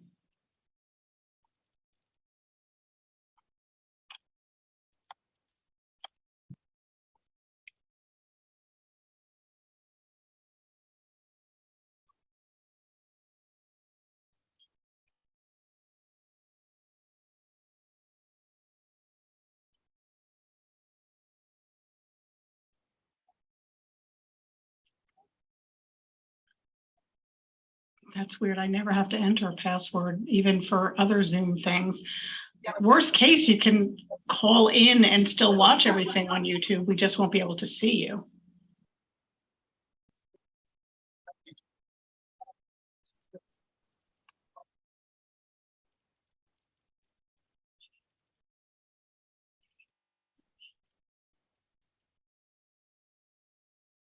Sarah will trade with you if she wants it.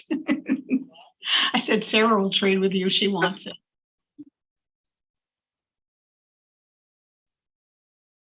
Yeah, I have that issue too.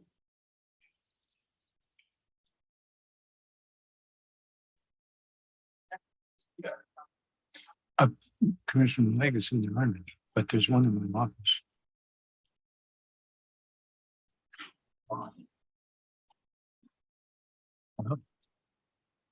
Only one. She said she couldn't find any either.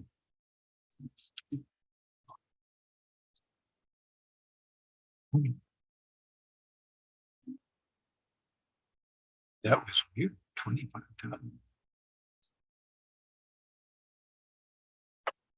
Okay. And I think it said 2020, and it might, we should look whether that was Miami-Dade County or whether it was City of Miami. All right, she's trying on another device because the one she has isn't working. Please bear with us. Okay, thank you. Thank you for the backpacks. Yeah. Yeah. Yeah. Yeah. Yeah. Hot dogs. Hot dogs. Waiting on you, Mayor. She's getting another device. Yeah. I remember. No, we got 2 votes. 3. Someone let Commissioner McVoy know his mic is hot.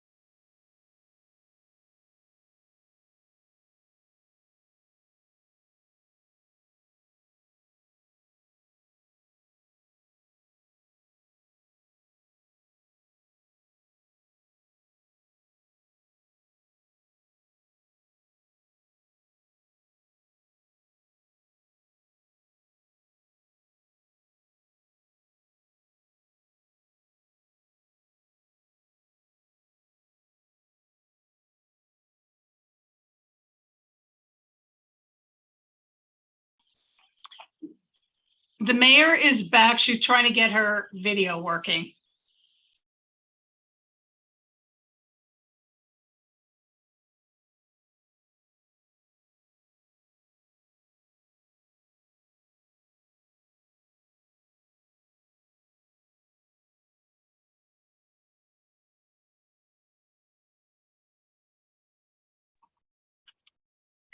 Madam Mayor, it is 8:24 and we are live, and welcome back, and thank everyone for their patience.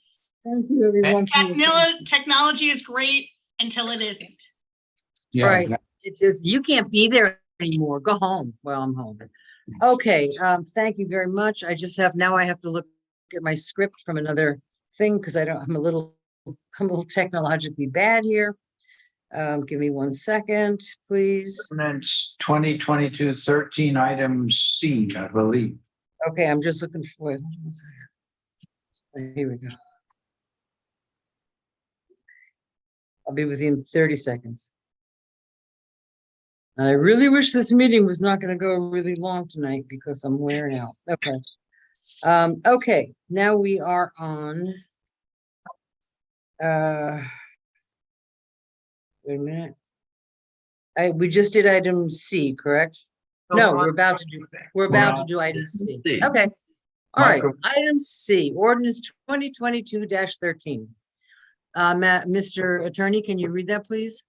Yes, Madam Mayor, ordinance 2022-13 is an ordinance of the city of Lakeport Beach, Florida, amending chapter 23, land development regulations, article 1, general provisions, division 2, definitions, section 23.1-12, definitions, adding a new definition, micro unit, and article 4, development standards, adding a new section 23.4-25, micro units, providing for development standards for micro units and providing severability, conflicts, codification, and an effective date.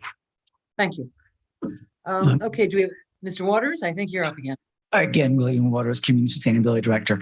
This is kind of round 2 on this ordinance. We gave you a workshop earlier this year. And as we were talking in the break, that this was originally written in 2017, and it's had some evolutions and some additions made to it based on feedback from both you and the public. But to remind you, a micro unit under this ordinance will be a unit between 250 and 750 square feet with no more than 2 bedrooms. They would be fully meet all the requirements as a dwelling unit, which means it has a full kitchen, it has a full bath. That's one aspect that it seems to have gotten a lot of attention and appreciation, that these are actual dwelling units and not a micro unit in terms of not having all those amenities. For density purposes, a micro unit will be equivalent to 3/4 of a regular unit.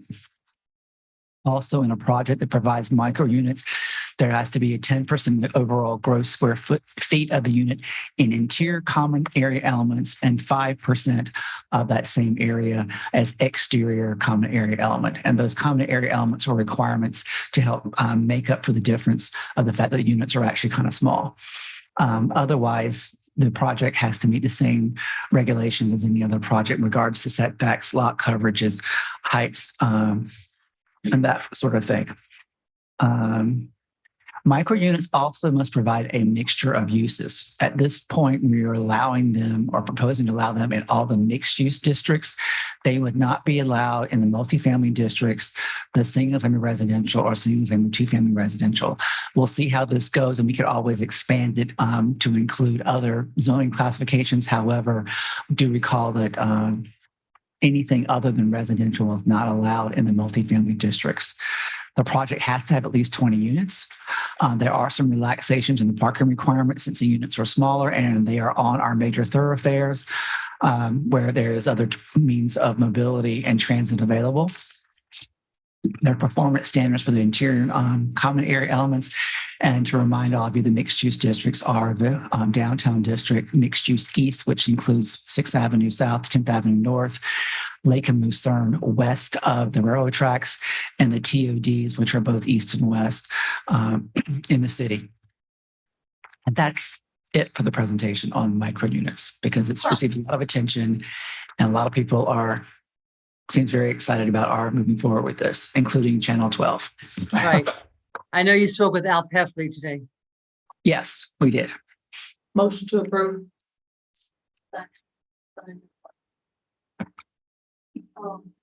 We added the provision they have to be separately metered for electric. Thank you. Do we have public comments, Madam Clerk? We do not, Madam Mayor. I'm sorry. Go ahead. Do we have any public comments in the chambers? I don't have my mic on. I'm sorry. None in the chambers, Madam Mayor. Sorry, Madam Mayor. Some of the commissioners have their lights on. Okay, well, whoever put it on first. It's the honor system. I think I might have asked this before, but I just want to double check because with the requirement to have an increased common area and the 5% for the exterior area, we're still going to be able to, there's still going to be more units on site than there otherwise would. So we'll still be able to house more people without having to expand the footprint or the height of the building. If you add all that space together, if you aggregate, it's still less square feet than if all the units were the standard size they were required to be. Okay. I have one comment. I have one concern. I have gotten a lot of feedback about parking issues at the mid. And I know that the parking requirements on this are even, lower than normal. And I know that we aspire to have public transportation and that sort of thing, but is the parking required? I'm sorry, is it one per unit or is it one per unit, William? Yes, ma'am. We do allow alternative type spaces to meet that parking requirement, such as bicycles, scooters, or motorcycles. Well, here's my problem. Because, and I know because I've gotten quite a bit of feedback from neighbors of the mid, people that live in the mid, there's not enough parking. They're parking on the city streets. So my concern is that we're overburdening the neighbors by not having them provide enough parking. I know, I get it that we want to have bicycles and scooters and buses, planes and trains. But in the reality of today, and even if you're renting a 250 or, I mean, my house for 33 years is like 850 square feet. I need a car. There's two of us. We both, you know, if there's two of us, we both need cars. So I do have a concern about that. I know that's contrary to the popular position these days, but I'm concerned about that because I think we're going to be burdening our neighborhoods with the people that need a place to park and they don't have. And I don't know what the other commissioner, I'd like some feedback from the other commissioners on that. If I might add, Mayor, I think one of the discussions we're going to have moving into the future are parking decals based on neighborhoods. And a part of your concern there could be addressed at that time. Which means they have no place to park. Possibly so. They'll have to take the bus or Uber, Lyft, or other means of mobility that will be coming available in the city. So speaking, let's say, how many units? I mean, you know, it's all theoretical at this point, but let's say there's 100. Let's say there's 100 units, 50 of them are micro units, if that's possible. And we have 50 cars from those micro units or 40 cars from those micro units. And the other apartments have, say, one car. So we're going to give them 50. Yeah, I'm putting it on the record. I think it's going to be a problem in the future. I think we or the next commissions will get, what were you thinking when you didn't give us parking spaces? We are not New York City. We don't have that public transportation. And that's my concern. I definitely have comments on that. And I think, Mayor, like the other side to look at it is, you know, I look at this ordinance and I look at the idea of a micro community, and I feel like it's tailored to me specifically, like art lab and movie theater, like, yeah, bring it on. That's very ideal. And I think the people who are going to be drawn to this kind of projects are going to be one car, if not less than one car community. So I don't think for the micro unit, that will be as big of a concern. And I will point out, I mean, this is a planning standard. In most cities, you're going to get one parking spot per unit. And well, we're not giving them one parking spot per unit. And a lot of places, you're going to have to pay for that one spot. And my comment on that, and in order to get some more space, if you will, and especially looking at kind of future trends of cars and the people who would choose to live in a micro unit and the type of cars they would own, I'm curious, like, you know, why limit the compact spaces to 25%? I mean, you'll have an option to add more if they want, right? In terms of cost.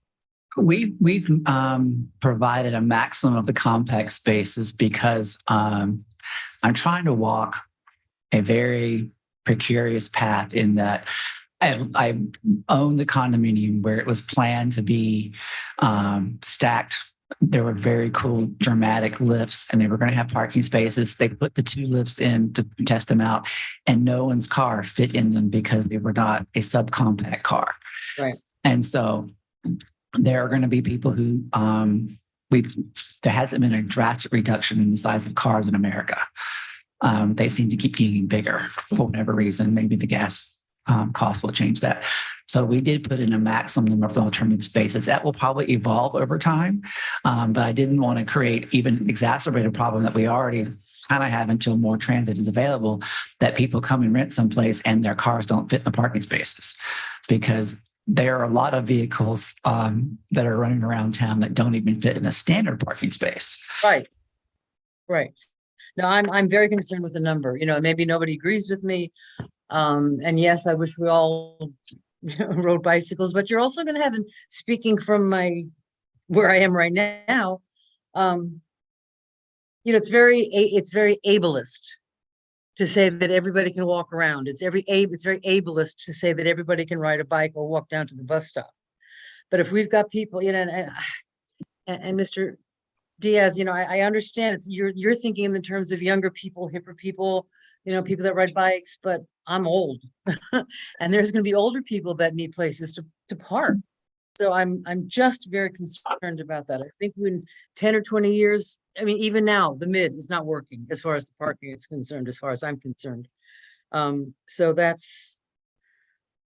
Sure, just to respond to that, definitely hear you loud and clear. I'm next door to the mid often. I use that storage unit. I've talked about it before. And, one thing that I'll point out, and maybe we need to take a deeper look at that issue, but when I pull out of that Cube Smart and I pull onto that street, a lot of those cars that are parked on the street, and I look into what is inside the fence, and the vast majority of what's visible is open parking. And the cars that are parked along that street, some of them look like, they're one step away from being abandoned. They're parked illegally often. They're facing the wrong way. They're blocking the exit of the storage facility. So maybe we do need to take a look at that. I'm not sure if, I don't have an answer if that parking reduction at the mid was a failure or not, because I think, it's difficult to determine how many cars each of their tenants have unless we do a survey or whatever. But, I just know daily when I'm driving through that street, they often have lots of spots available with, even with those. I think it's just easier for some of the residents to park on that street than to park within the fence. Well, of course, that's speculation on both of our parts. But I just, if this was New York and a block away there was a bus or a subway or a taxi cab, I can see, that would make more sense to me. I just, again, I'm going to vote for it because I think I love the micro units. I just wish we didn't have to throw that into it because I don't think that's appropriate. And 10 years from now, when they say who passed this thing, I want people to look at the record and say, Mayor Resch was thinking about this at that time. And I think it's a bad idea. Okay, are you ready? I have a response to that, but I don't know if you wanted to. I think we probably both.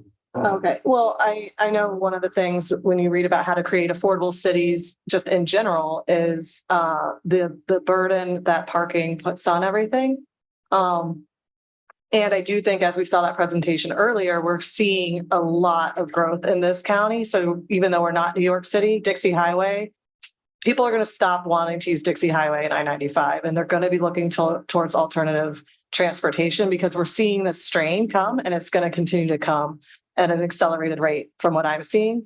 We are going to have our mobility plan discussion later this year, but I also wanted to mention to your concerns, Betty, because I would hate for anybody to feel like we're leaving any group of people out, but none of the projects and none of the things that we have here do I feel like are going to be the solution.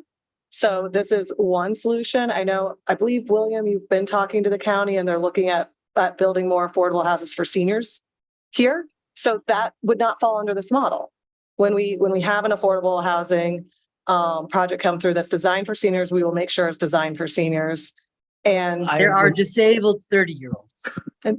Right. So I do think the tiny house phenomena and the people that choose to live in here are minimalist. And I think we're going to be okay. These are featured. It's meant to be able to be in the downtown so that they're walking to all the businesses and supporting the businesses, or on the transit oriented highways, like you said. So I don't think we're going to paint the whole town in these. I think they'll pop up strategically and do well. And we'll continue to add other types of housing stock to the city so that hopefully we can address everybody's needs. But it's going to take a variety of options for us to truly be able to tackle this problem. I do want to add a clarification so that we don't get caught later. Both developers who are looking at doing a 55 and over community in Lake Worth Beach have talked to us at length about the fact that their clientele have a less reliance on a car and own fewer cars than a typical multifamily. So both of them, if they come forward, are going to be asking for a parking reduction because they don't see the need for the parking for several reasons. a car is expensive, and they want to have a majority of the units to be affordable. And the people that qualify for those income restrictions oftentimes can't afford to have a car. Right. And so they didn't see the need to provide parking that isn't otherwise needed because the people who live there don't have a car. So I just wanted so that you didn't get caught later, like, oh, we thought we were going to get enough, over 55 community that That's had for over, parking. I don't mean That to may interrupt, not be but the that's for case. over 55. I mean, look at Lake Worth. Many of our houses are, my house was like 850 square feet, not that much more than a micro unit apartment or house. And I've always needed a car. So do we have to have this without that parking allowance? Without that parking? Is that an integral part? What makes the micro unit work is providing a lower standard for parking. That's why it's required to be a mixed use project anyway. Because mixed use project in Lake Worth Beach have a parking reduction built into them automatically. And I think if I could jump in too, I hear the concern, Madam Mayor, that they're concerned about ableist and are we discriminating? I think we've heard already from Commissioner Stokes the concept that a project like this, where it's all micro units, it's not mixed, and William is nodding on that. So it's not that some of the units would be micro units and some wouldn't. The whole project would be. It's targeting a certain segment of people who are looking to live in a certain way, and often that is going to be looking at alternate ways of transportation. You've got already a provision for one car per unit. I thought it's less. No, that's not true. More than you need. Is it one car per every unit? No. I think you can, a few of them you can meet with alternate things, but it's, William, Yeah. what is the percent? I mean, so we have one where like 70% of the thing are bike racks. No, we have a limit of alternative spaces can't be more than 25% of the required spaces. So let's say you have a project that requires 100 spaces, 75 would be standard spaces, 25 could be a collection of bicycle racks, scooter racks, motorcycle spaces, or compact spaces.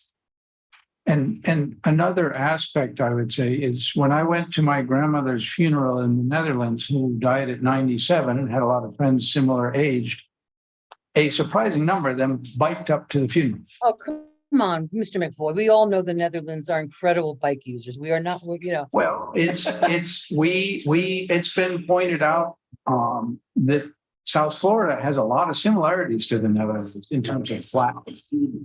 It's flat and it's water. Bicycling right now? Hey, I bike to the beach regularly.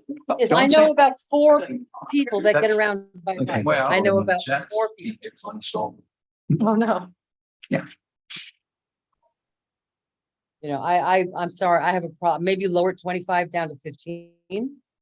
But I just see this as a problem. Like I said, I'm going to vote for, because if it's part of it, it's part of it, and I'll have to live with it. But mark my words, you people, that this is going to, and I hope I'm wrong. But I'm just thinking of, I live in a small house. That doesn't mean I can't afford a car. So, all right, is there any more discussion? How did we decide on 20? How's the magic number of 20? The number of units that are required in the project, 20. We wanted to step into this sort of gingerly, especially if some of the statements that the mayor do come to light in the future. You could have projects that will be smaller, but because they're on our major thoroughfares and mixed use, the density is already pretty high from that sort of standpoint. And 20 units can normally fit on, say, 3 50 by 135 foot lots. And you've got to incorporate the common area elements. And so if you get below a certain number of units, that common area element becomes too small to do anything with. And so the 20 units also help drive that at least they have some sense of nice common area element, because it's actually the size of 2 units. So you've got, at least if they were all studios, you've got 500 square feet of common area element. Yeah. And that can't include like the rental office and storage and all that sort of stuff. And these are only in mixed use and downtown? They're only in districts. Yes, ma'am. One. Mixed use and downtown. Right, which is a mixed use district too. All right. Okay, Well- I mean, that's a little bit better. Let's It's, get some more businesses downtown so they have places to walk. All right, Was the question, I'm are sorry. there any other comments? the language here is such supporting common areas shall include, does that mean you have to have all those things? Or No. could that be made include? What do you, I don't Like have it in front of me. What are you talking about? Letter E, Doesn't it say shall include but not be limited to? I guess I'm not sure how to read that. This It's is, not must. We gave them a list and it has to be something that's actually shared. It couldn't be, if we have may include, they may come up with some idea over here that's really not something that's supportive of the unit. So then what we've got there are types of amenities that would be shared. And it doesn't have to be all of them. It can be, one big one. But it's also open that when it comes before the board, and a lot of these are going to come to you for review, that they have a unique common area element, because even with our use table, there are uses that are appearing all the time that we didn't know about and haven't been able to consider. So there's a catch-all at the bottom. In a Okay. sense. We're Right. ready, Mayor. okay, I'm sorry? We're ready for you to call the Okay. vote. Okay, do we have a first and a second? We Yes. do, I believe, yes. All in favor? Aye. Aye. Any opposed? Okay, it passes. A little bit begrudgingly by the mayor. Okay. Oh, no. Okay, So thank you very much. Moving right along, we have the next item up, which somebody's gonna have to help me with because I can't find my computer. And now I've got something. ordinance number, My medicine is running out. I've got to call the nurse. Chris, if you could take over the next item, please. all right. I will Thank do you. that by asking the attorney, and good luck with all the medicine and do rest up. Do you want this thing? No. you're muted now, Mayor, if you didn't realize that when you were saying something. Um, Okay. I'll be back. I just have to have my stuff redone. So as the city attorney to read. Yeah, ordinance 2022-14.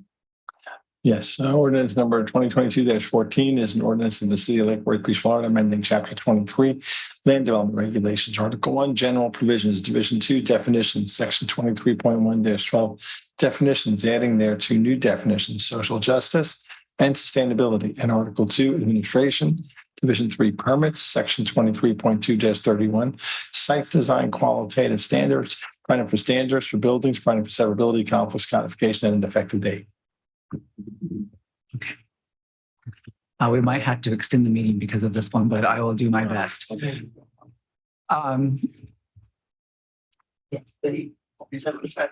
Yes. So when you all took office, there was quite a bit of discussion about the quality of the architecture in the city. And also that projects should be more in tune with the common character and flavor of Lake Worth Beach, as well as have an appreciation for carbon footprint and climate change. So what I've done is pull together, and you saw part of this back at our workshop.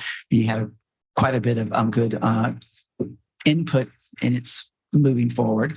And then there was also some hefty discussion at both the Planning and Zoning Board and the Historic Resource Preservation, which we'll go into in a minute. But anyway, these are most of this is already in our code, but it's being more specific when it's talking about how we interpret architectural style, its integrity and truth in architecture, harmony in height, step back, and massing, including building transitions and streetscape respect, and inclusion of facade breaks. Most of Lake Worth Beach has increments of 25, 50, 75 feet before there's like a different change. And so we built that into the code that you can't build one big, long building. It has to have breaks in it so that it reads, at least incrementally from a mass standpoint, like the traditional parts of Lake Worth Beach.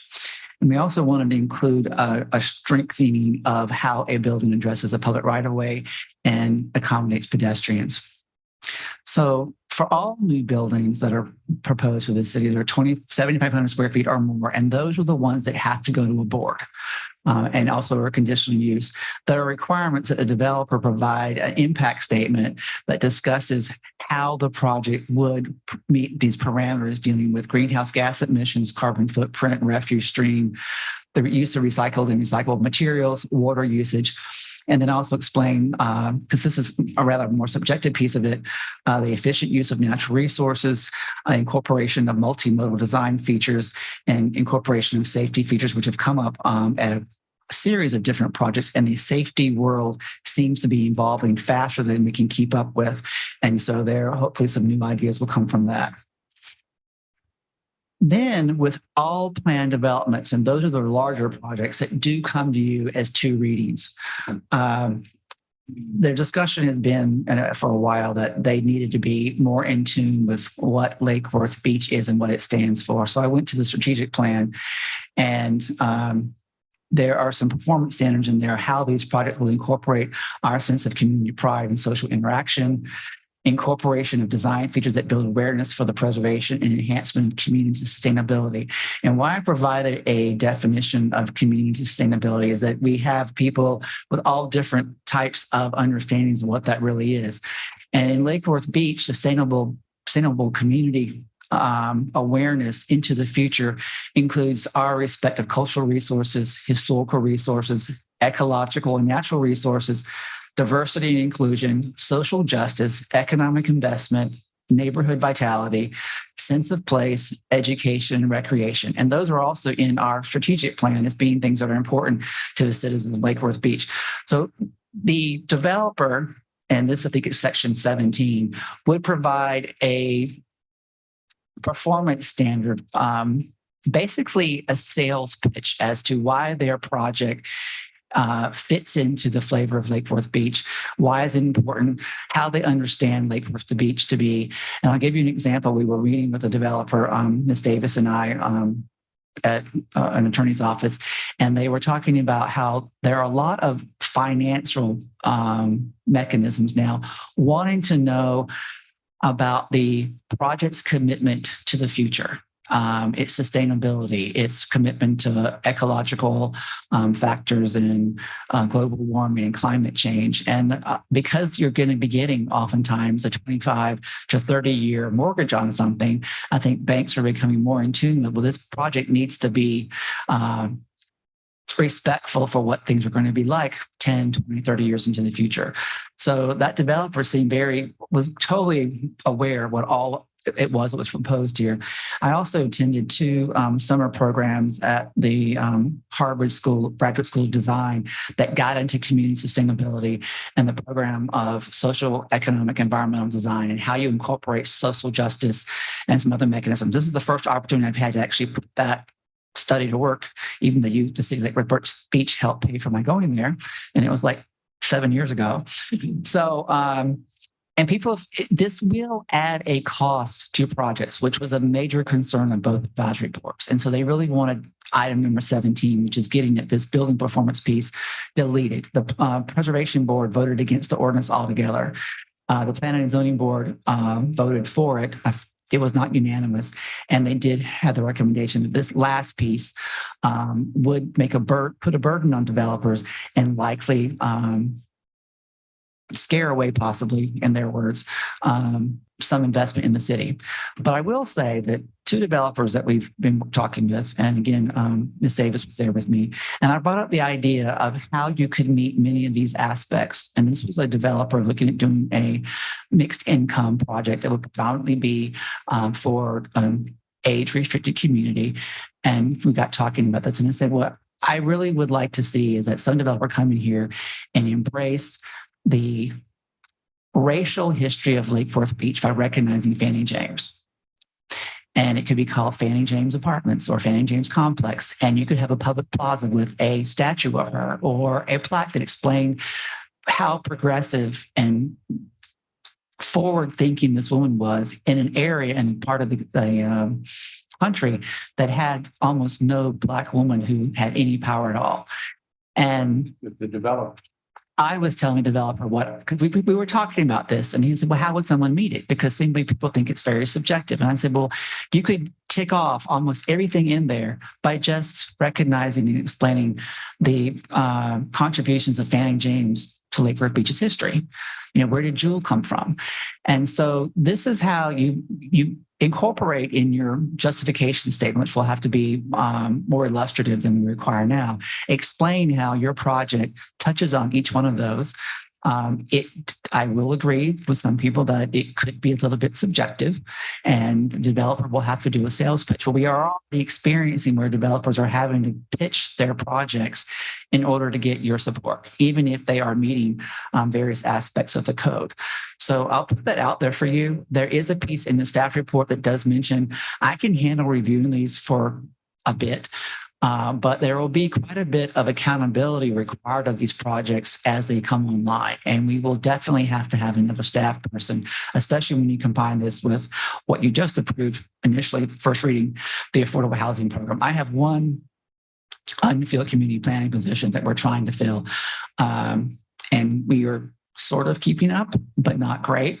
But these two ordinances moving forward, the first one we heard tonight and this one together will put a burden on staff eventually. And I have talked to Bruce about it, that if this doesn't get approved on first reading, we would give you the implications of what that would be. And I anticipate we would have to have a new staff person for fiscal year 24, not this upcoming fiscal year, because even if we pass this now, we probably won't see a project meeting those requirements coming forward to you for at least 5 or 6 months, because I don't have any of them that are waiting in the wings that are covered by this.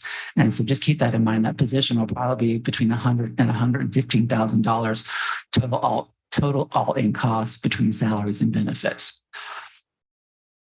So what questions might you have? To 16 and 17 to make sure I'm looking at the right place. Because it says I think your mic is off, Vice Mayor. No, it's on. I'm just not talking into it because I was looking at the screen. Sorry. Thank you. It'll be underlined and because I don't. Is it line 251 and for 16 and line 273 for 17, just to make sure pages 6 and 7? Okay, good. Well, I just want to say that yes, I hear that this might put a little bit more burden on the developer. I hear that it might put some burden on staff. What I'm also hearing out of the overall flavor is that this has the potential to move what we do for the built environment into more of a direction that both connects to our historic flavor and connects to our artistic and environmental inclinations in the community. And a little bit of putting our money where our mouth is, that these are things that we clearly heard from the community in the last election, that yes, we want some development, but we want that development to have some criteria coming with it. And, I might quibble with certain, should it be 20% or 22 or 18 or whatever. The overall flavor, I'm very pleased to see that. Most of those percentages are based on the prerequisites to get LEED certification. You must have a project that improves the environment by X amount, otherwise you can't even qualify. Right. I didn't feel like I could go any further than that because we could change those numbers later at a different and amended. But it's a Herculean jump forward to have something like this in an ordinance. I don't know of anywhere else in Florida, and I haven't looked nationally. Most cities do have incentives for having LEED certification or green globes or whole wealth buildings, but not as a requirement. And we have the same incentives we have under sustainable bonus. You can get some of your densities and stuff through the LEED certification or green globes or whole building standard. But this is our own Lake Worth Beach standards that at a minimum, we want you to be basically meet the prerequisites to be LEED certified. Yeah. And there's certainly, from what I've seen, there's certainly cities in Europe that have been doing this for quite a while. Similar and even higher bars, some and similar size cities. So it's doable.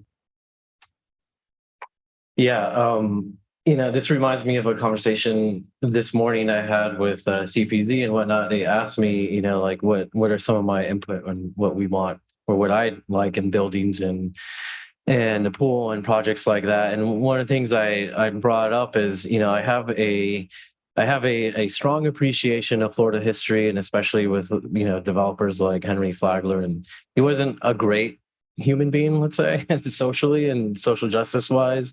But in terms of quality of project, one thing that I really look for, and especially, as an environmentalist, one of the most environmental things we can do is build buildings that are going to be continuously occupied for 100 years. And those examples do exist, and even in Florida, I mean, some of his hotels for sure, the Lightner and whatnot, and St. Augustine, Breakers and whatnot. But, you go to places like Europe is a great example. In Spain, there's a restaurant that has been continuously run and operated that's for longer than the United States has been in existence. Like, these buildings can be done, but, I do share concern with Historic about, are we requiring like sheets of Anastasia limestone to be trucked in and stuff like that? Like, I think that's not what we necessarily want. So I have I'm getting some comfort in, and I hear loud and clear about additional staff, because it seems like with that additional staff, we can kind of like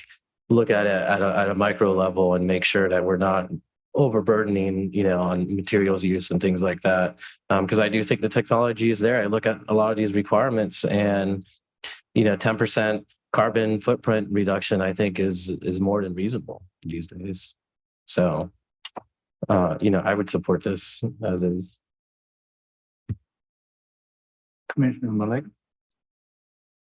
Thank you, Vice Mayor. So reading this, if you go to J under design guidelines for major thoroughfares, number 5 and number 6, which is line 384 and 387, has been something that Wait, hold on a second, because there's lots of I will things. say for a year and 2 months, we have been trying to find the staff to enforce. And that is any storefront, both vacant or operational, that has more than 25% feet of frontage on a public sidewalk must provide vignette display in at least 1/2 of its available window space. And number 6, newspapers, printed paper, or unpainted plywood will not be allowed in the window. It's already in the ordinance, Right. but when we're talking about staffing and we're talking about creating more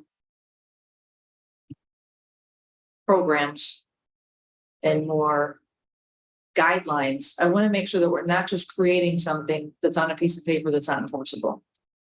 And I want us to, and this is more for staff, we have these things in place to make our city look better for appearance wise, for potential business owners that are coming in, potential homeowners and renters. When you drive down Dixie Highway and we have one bad apple who owns 15 buildings and they have brown paper in those windows and they have for rent signs, we need to clean this up. And I would like for us to think, when we're in budget right now, again, of helping sustainable and planning and zoning is code and code compliance. We've got to enforce this. We can't just say, yes, we're going to make these rules and it looks great on paper and we don't enforce them. So I'm 100% in favor of this, but I'm going to just say out loud, we need to find the funding to enforce these things, to clean up our city, to make our city appear as if we want people here. Because right now, when you drive through and you look at some of these buildings, it's one thing that a landlord doesn't give abated rent, right? Or they don't get billed out. But have a sense of pride, because pride was on the list, have a sense of pride of the community in which you own buildings, right? So we need to hold these landlords, these buildings owners accountable. And that's really what I'm going to ask for. I support this 100%, but I just don't want to be that commissioner who rubber stamps everything without thinking, how are we going to enforce it? And this has got to be an enforceable element on this. So I make a motion to approve, but with the privy that we're going to be enforceable. I have a question. Mr. Vice Mayor, we do have a public comment. I don't know if there are any in the chamber, but I do have one. There is one in the chamber. And I have a question. It seemed like line 17 was the one that was questioned more than any of the other stuff. So yes, I support of everything. Line 17, it's such a funny place to be in, because there are some developers where you feel like they take advantage of the city and they're just out for their bottom dollar. But then on the other side, if you want things to be affordable, if you want development to come to your city, you have to make sure that you're not putting an undue burden on developers. So I I just want to make sure with 17, your example was beautiful, but only one developer is going to be able to dedicate their building to Fannie. So We could be here all night talking about the interesting things that Lake Worth has experienced, and we can come up with lots of examples. So that's going to be my question. If we approve number 17, we need to make sure that it is spelled out very clearly, like, because right now, like, we already have this as far as enforceable, right? We already have the staff report when a development comes to us where it says, provide justification, how you've met all this stuff. So I'm not too worried about that because we are the ultimate enforcers of it when it comes before us. Did they meet this criteria, correct? In our boards. I just don't want it to, if there's a developer who's doing a mixed use, like a mixed income project of market rate and, you know, workforce and stuff, and they're providing us something that we really need.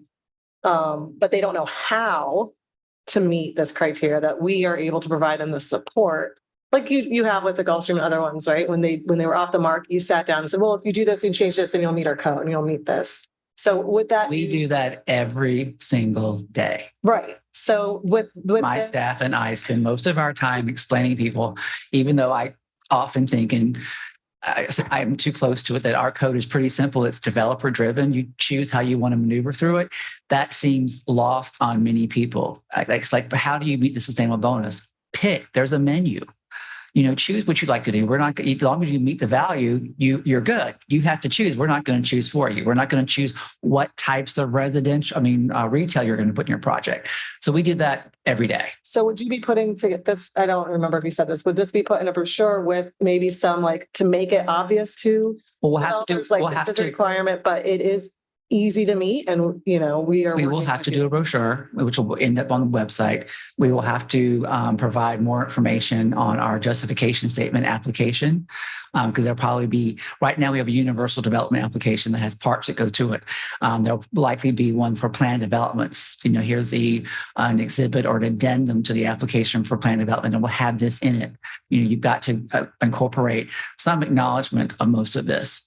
And now, every project is not going to have everything. And if they have a good reason why it's not there that we can support, then maybe parts of it might not be there. But you've got to strive to have as much of it included as you can, because under the plan developments, as you've seen, they're asking for the most additional density, additional height, additional intensity, or possibly asking for waivers, exceptions, or what would be considered a variance under a standard project. So that's why the burden was whittled down and just being a plan development for this section of design criteria. Okay, great. Thank you.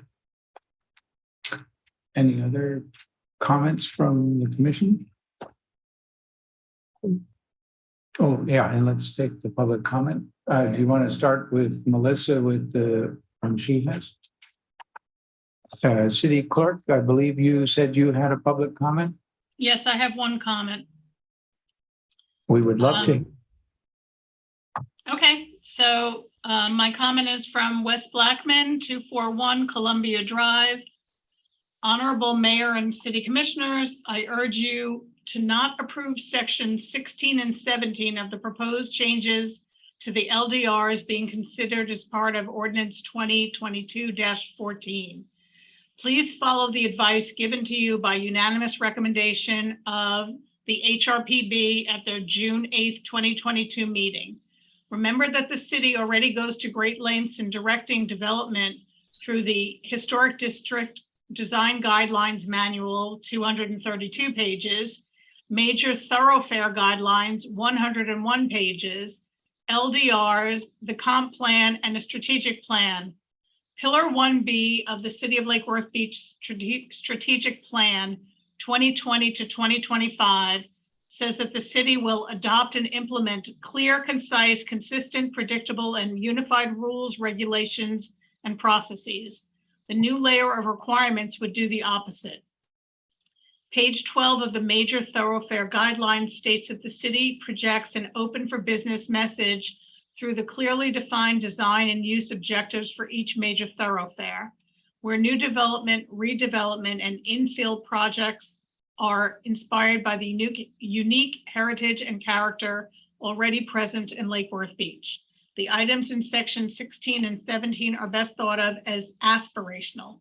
They are difficult to quantify and create uncertainty in the minds of investors, businesses, and property owners. Enforcement of these items would require additional staff in a department that is already overburdened. That's the end of the comment. I think we have one from the city manager. Mr. Richter. But for the record. Let me just what Wes said. All this feels really good. Do for the record. Okay, Greg Richter, 1202 South Conway. Thank you. All this feels good. I like it. We gotta stop, take a reality check. This is too much that we're putting on both developer and staff. Right now, we have such a backlog of people trying to get things done in the city, whether it's a small project in a house, swimming pool, or a 6-unit apartment building. It's taken a year to 2 years, and I don't want 6-unit apartment building. It's a year or two, because every time someone gets replaced in staff, the whole process is starting back over again. I support what you guys are doing, especially the first two that you tonight. 100%. Let's go for it. But this is too subjective. It's going to be too many opinions. It's great, but it's not workable at this time. Please don't put this burden on the staff. Do not put this burden on the boards. Do not put this burden on. Thank you. Thank you for the comments. Commissioner Stokes. I have another question for staff. So for the developers, is there like a Cliff's Notes kind of version to our strategic plan and our major thoroughfare guidelines and, all of those things? So like when they walk into the office, are they given something manageable? Because I completely agree. We want to make sure that the process is as easy as possible and clear as possible. We do have a lot of that. With the change in the commission, there were changes that were requested. We already changed, and we had the sort of compromise on how the sustainable bonus program was going to work, and half the money would be coming to you as a payment.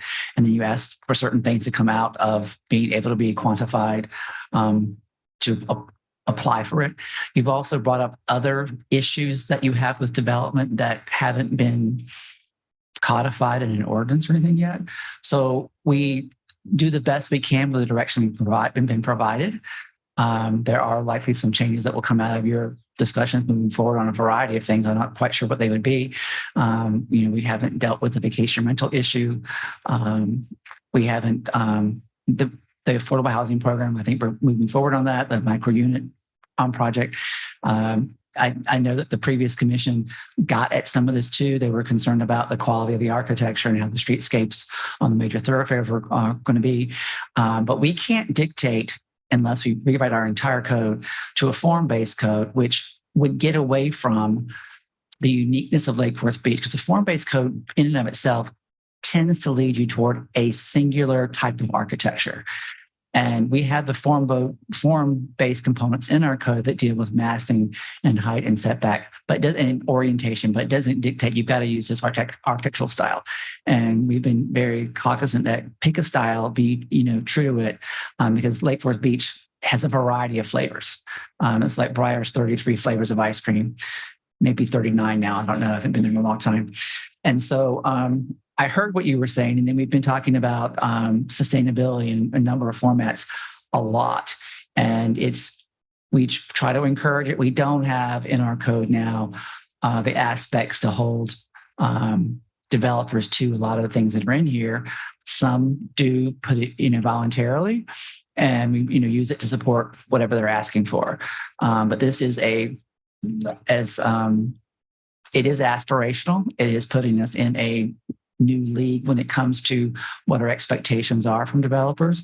For some, it will encourage them to invest somewhere else, because we have had, as you can tell, some investment they are not so happy with. It's not overly sympathetic to the form and flavor that we have. It may not be architecturally enriching.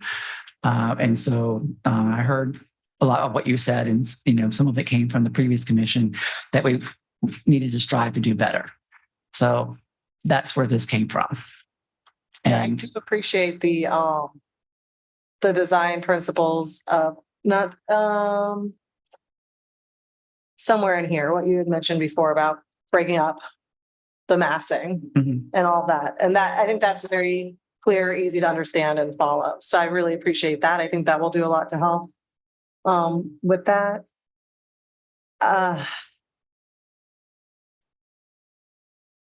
Yeah, I guess it's just 17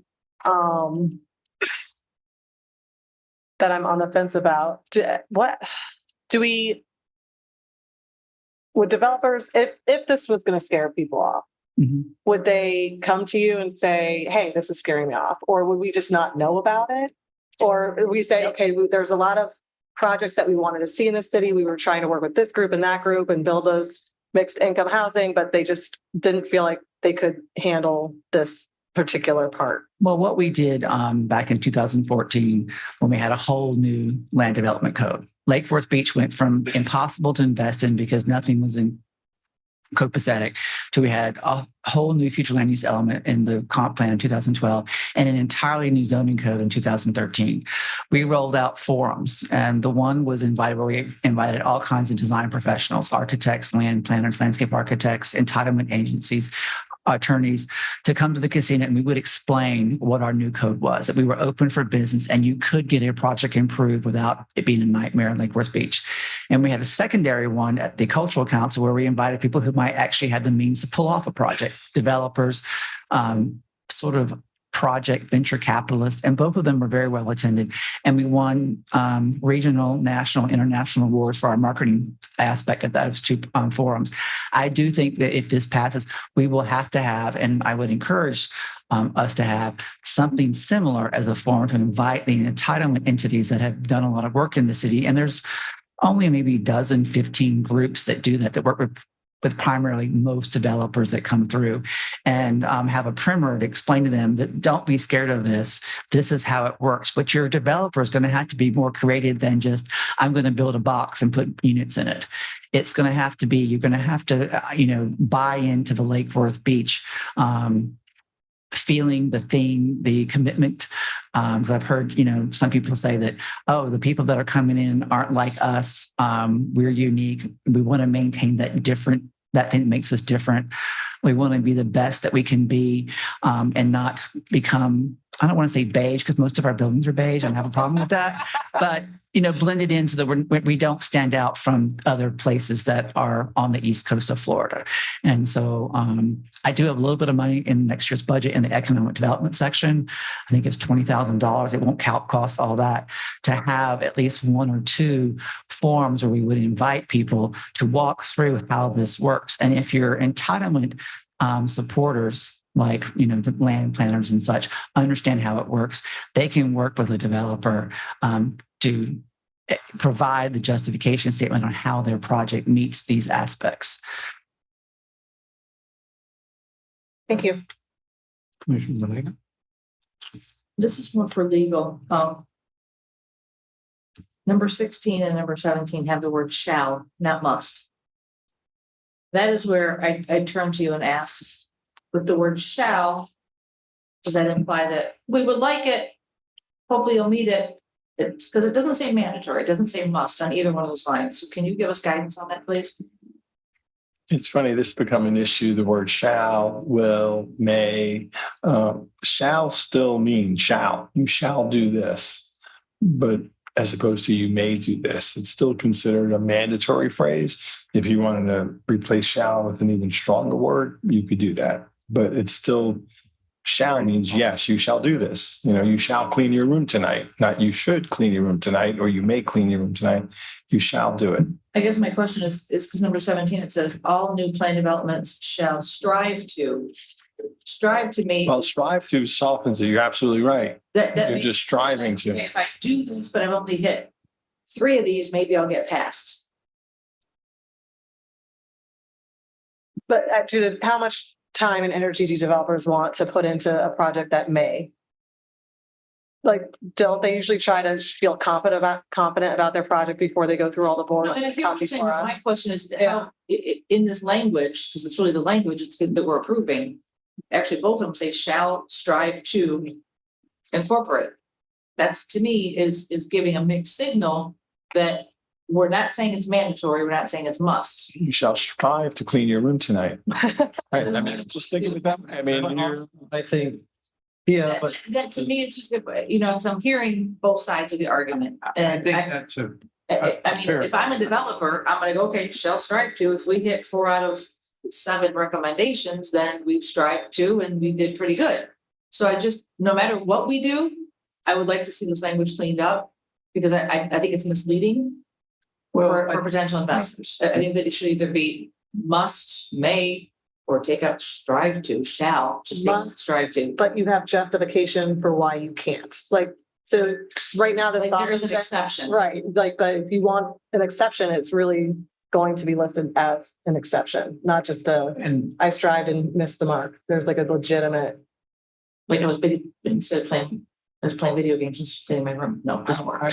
I guess my thought on 16 versus 17. 17 is, there's cultural research, a bunch of research, historical, ecological, diversity.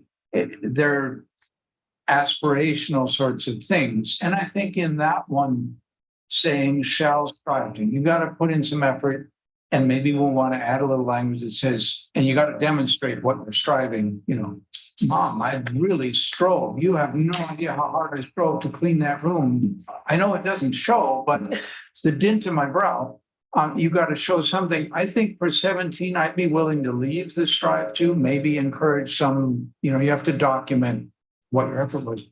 For 16, these are quite quantitative, but 10%, I think Commissioner Malega's point there, I would take the strive out. Either you do the 10% or you don't do the 10%. I'm good with that. Yeah, because to me, it's misleading, and it's not real clear. I would rather keep the word shall, because shall is the word that we've used consistently through the LDR. So if we I agree with you, strike it out. In 16, I would take strive to out in line 251. Love it that you got the line numbers, by the way. That's Melissa. Thank her. Thank you, Melissa. Can I just throw out on 17, could we ask them to hit 8, 5 out of 7, 5 out of 7, 80%. I mean, it just seems to me like there's so many, that's a lot. That's a lot on staff. It's a lot on the planning and historical boards to go, okay, and it's all interpretation, like we said. And we only have one Fannie Mae. So once that idea is gone, I know that you have others, but I would feel better if we went down to 5 of these or 3 of these. That might be cultural, historical diversity. And maybe also add something in the language of, which I think William has suggested that that's what he'd be looking for, is a written documentation of, hey, I looked at your list. I really couldn't do D and E, but here's what I tried to do on G and I and whatever. And But I think you have to put something on paper. But I think if we could do, like I said, a certain number out of all of these, you must do 4, you shall do, well, it's not shall, but you shall do 3 or fit 3 or 4 of these in these categories in your plan development. So a minimum of. So I really want to comment on this because it was, yeah. I just can't reach the curve, makes it cool. But definitely on 16, the strive to doesn't necessarily need those are hard and fast numbers, and they're based on lead certification anyway. So but for 17, and my read on this, I'll just say from the land use perspective, I think the strive to gives us a little bit of flexibility, because what William pointed out is the developer, we've expressed concerns on adding too much cost, right? What do better materials cost and whatnot? We don't want to require, expensive limestone sheets and things like that. So this gives us that strive to gives us a little bit of flexibility, because as William presented, it's in the developer's best interest to take these off. And then it's up to us or the commission to decide.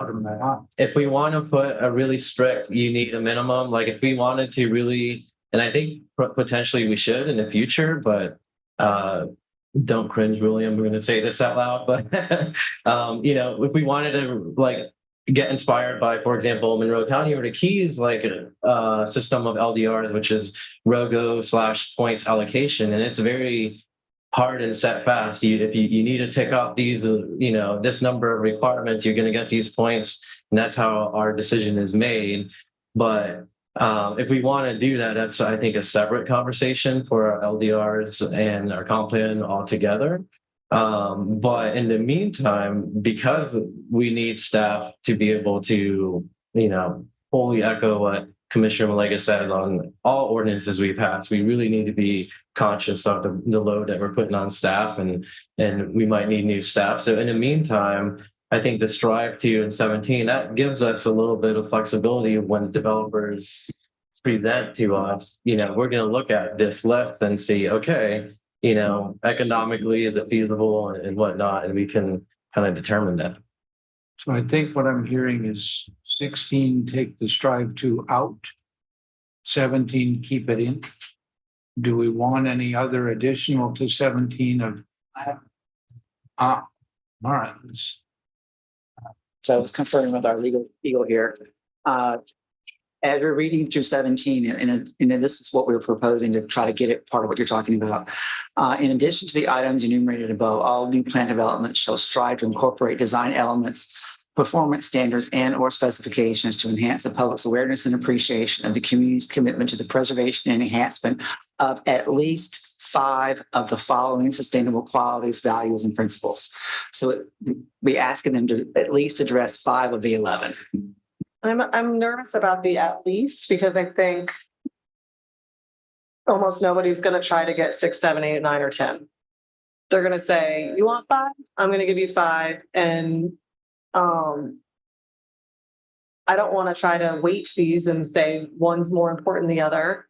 But I'm just. Sure. I think that's a fair concern. Certainly what we generally see with developers is, the example I give is, our code says you can have X many stories and this many rooms, and they come back and say that the only way this project will economically work is exactly that. It makes you wonder, well, if we had said something slightly different, would they have said the only way it can work is exactly that? They're looking to stir right at the edge. Could you have sort of an extra credit provision that we will look more favorably on ones that do more than? I think the 16, like everybody's agreed with, take out the strive to. And I think with 17, if we keep the strive to, and that gives us enough flexibility to encourage the developer to meet all of them, and then provide just justification why they can't. And if they can only meet 5, then they could justify why they can't meet the other 5, and another project comes along and they can meet 7, then it'd be better, and they justify why they can't meet the other 3. I think you set a minimum. But again, I think that it's interpretation. Like what I think might hit a social justice piece, the planning and zoning board or the historical board may feel that it doesn't. I wonder if we should pull 17 out for now and ask staff to, is there any way to, I know you typically don't put examples in an ordinance, but is there any way to help clarify any of these requirements? I'm willing to look for definitions. Some of them are just, some of them is going to be difficult. How do you quantify things like social justice sense of place? It's kind of like, it when you see it, but you may know it and see it differently than I know and see it, which I think is what you're saying. Everybody might look at it a little differently. Do we add definitions? There are some definitions. We have had the definition of social justice under section 2. That would be line 62.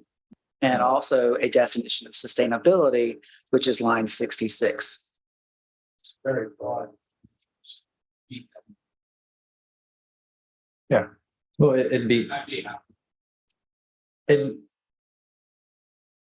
up to the quasi-judicial system, right? Because if we had a points allocation system that said, if you meet X number of criteria and it fits in these neatly categorized things. But we don't. That would be one thing, but we don't have that. So we kind of need that little bit of flexibility, and, you know, it would be up to the commission to, like, just the way that I read it is, if I was a developer and I want my project to succeed, I would try and meet all of these. And if I can't, I would justify that. And, you know, it would be up to the quasi judicial system to say, yeah, that sense of place, how in the world would you qualify that, quantify that? You know, that's up to the process. And is part of the definition here that 17 is somewhat an equivalent now, rather than leaving it to the staff, which I'm hearing, although it's not necessarily written in here, I'm hearing your intention is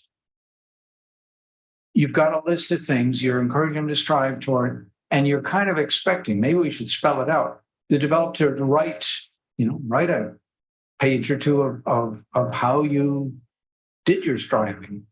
Yes, they'll have to write, I don't want to say it's a thesis paper or a policy statement, but they will have to, like I said earlier in my presentation, a sales pitch of why this project is deserving of being in Lake Worth Beach. And they would have to touch on as many of those as they can do. That's what I've heard from all of you, is that you want it to fit here and be help build on the character that we have here and make it build on what we believe in and what we value, and make it better versus it just being like a build project that could be anywhere. Exactly. It's a lot of feedback that I've heard at the You're absolutely correct. And this is just a small subset of the development that happens in our city. This is right, but it's usually the larger ones. It's the larger one. So this is only for the larger projects that are the planned developments that go through that whole process. So it's not going to stop a row. It's not going to be like a row of townhouses necessarily, or no. Right. That's So 16. That's what? That 16 applies. That's okay. All buildings or projects that will go before an advisory board because they're over 7,500 square feet. Is there a way to capture in some language that thought of, hey, we're looking for you to give us a written sales pitch that addresses these kind of... That language is probably best suited for the brochure. That seems reasonable. I had actually thought about that earlier, that some of this to help people doesn't need to be in the ordinance, but could be in the sales, in the brochure. right. Is there a way to maintain that brochure online, or is it something that has to wait until we pass 8 new things to update, or can it be? No, I mean, as soon as we can get it created, like the Envision brochures on the city's website, and it floats there. I can't ever seem to get the link to work, but that's an internal issue. But as brochures come available, as long as they're ADA compliant, we can post them on the website and they can just stay there. And we can update every time. Okay. Yeah, having outdated I information. have one more question. Do we have a definition in this ordinance on what sense of place is? That definition is an entire book. Well, okay, so Okay. so that's my point, is we have this listed. Right. Just the definition is an entire book. How do we expect? The sense of place is a concept. It's like, I don't want to say it's an architectural style, how, you have a long definition, but any designer should be able to articulate how their project creates a sense of place. It is one of the fundamental things that you learn in planning school, architecture school. You are having a permanent, for the most part, impact on the built environment. You are building, just by being built, a place, but it should have a sense of place and recognition of where it is. It's like there's a whole book called The Geography of Nowhere, where you drive through America and it all looks the same. I find it surprising that, people go to Europe and want it to look just like their hometown in Kentucky, because they want, Burger King and McDonald's and whatever else. And that's not why you go to Europe. You go to Europe to experience that uniqueness. And what I've been hearing longer than I've been here is that we want people to come to Lake Worth to experience Lake Worth Beach for what it is, not its comparison to other places being just like that place. Okay. I saw your light on. I did. I just wanted to add a thought to if there's a question on whether the developer has to meet all 11 items. or do we do a minimum amount? I was just going to share that if we decide to move forward in a minimum amount or a basic amount, I think William mentioned at least 5. There is some credibility to doing that, and by having it doing that fosters creativity for the developer. So if you say it allows the developer to pick out 5 of the 11 and create a uniqueness of that development based on the 5 items, and that lends to their ability to decide, I can meet these, this is why I'm doing it, and this is the theme or the sense of connecting this project to Lake Worth Beach. They choose the 5, make it creative, make it a creative development from that choice. I'm just, if that makes sense. I feel like I could get behind the 5 if we were pretty strict. You know, I think when you ask them to do all 10 or 11, for some of them, you're going to say, okay, education, I'm going to be a little, you know, you met it, but that it's also subjective. But if we're going to do 5 and you said that you were doing ecological and natural resources is one of them, like, I would hope that it'd be more than just like a light touch. Like the 5 that you're doing, you're like really doing, like, either you can do all 10 light touch, but if you're narrowing it down to 5, it should be really obvious. And I think the more you have to meet, the more flexible we are, like in understanding that. And maybe I'm off on that, but because it's such a subjective thing, but I would hate for them to like choose 5 and then, I don't know if I'm clear. I feel like if we have the requirement of all of them, we'll be more flexible. Like this one and that one is a little weaker than we would like, but I wouldn't want 5 weak. Yeah, we don't want them to do the bare minimum with the requirement, but it sounds like maybe if the analogy to use what you're explaining is like if we had, you know, a list of 10 ingredients and it's like maybe like a cooking show. Here's 10 ingredients. Each of you choose 5 and come up with a dish. Each chef, each developer is going to come up with something different and unique. Okay. But if mushroom is your ingredient, I better taste the mushroom. No, not on my pizza. I think to go, I'm more concerned about the concept that if you say 5, people immediately drop down to the middle. I'd rather deal with it, leave the whole set, have the brochure address. We're looking for you to put some thought in this. Here's your palette that you can paint off of. The more you use that palette, the more favorably we're going to look at it. If we can really taste the mushroom, we're going to look at it pretty good. If it's all kind of fluffy, you know. You went from cleaning rooms to mushrooms. So I would feel this is something that will not, you know, right off the bat, letting people drop down. Do the letting drop down in the brochure. Anyhow, that's what I might be inclined to add. Well, I guess you said do it in the brochure, but this will be a little. Yeah, I'm fine. So I'm fine with it. With changing 16. What's that? Changing 16. 16 with the taking out So stuff. striking out the strive 2 and 16.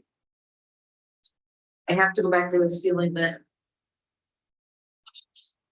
our boards are going to be the ones who interpret this, not us. I mean, there are steps, there's staffing, there's us before it gets to us. And I just feel like this is, I'm taking off the other hat and I'm thinking, okay, if I'm coming in and I want to do development, and I think I have to hit all of those. I mean, that's a lot of time and money and investment, again, on the developer side, but yet we want things to be affordable. And it's all about performance with investors, right? So what is a performer? What is it going to take to make these buildings come to fruition? You're looking, I mean, I hear bronze statue and I'm like, wow, there goes their, you know, that's their cost that goes up. So while, yes, I appreciate you listening to us and all of our concerns, I'm just thinking that this is a little too intense. I would feel great if we could narrow, like, take some of these off, maybe just to give them, you know, 5 or 6 to hit on and take out some of the stuff like. I just think it's a lot. I think it's a lot for investors. I think it's a lot of money we're asking investors to spend to hit as many as they can, but then we want things to be affordable and we want to make sure that we have housing for everybody. We can't have both, you know what I mean? Remember that this is projects that are larger projects. Which is affordable and workforce housing we're pushing. It's certainly not everything, you know, that people are building is going to be affordable. Some of it will be. And I think we're off the bat, if they're meeting objectives of affordability, we're going to be looking at, and that's going to be in the brochure. I suspect it's going to say, hey, we have a need in our community, and so you're sending that need. You're addressing diversity, social justice, economic. Recreation, do we need those? I'm like, what is that? I mean, to me, it's We have a recreation. Well, recreation is what sells the place, right? Like recreation is a part of an amenity. They're gonna do that anyway, right? Well, not necessarily.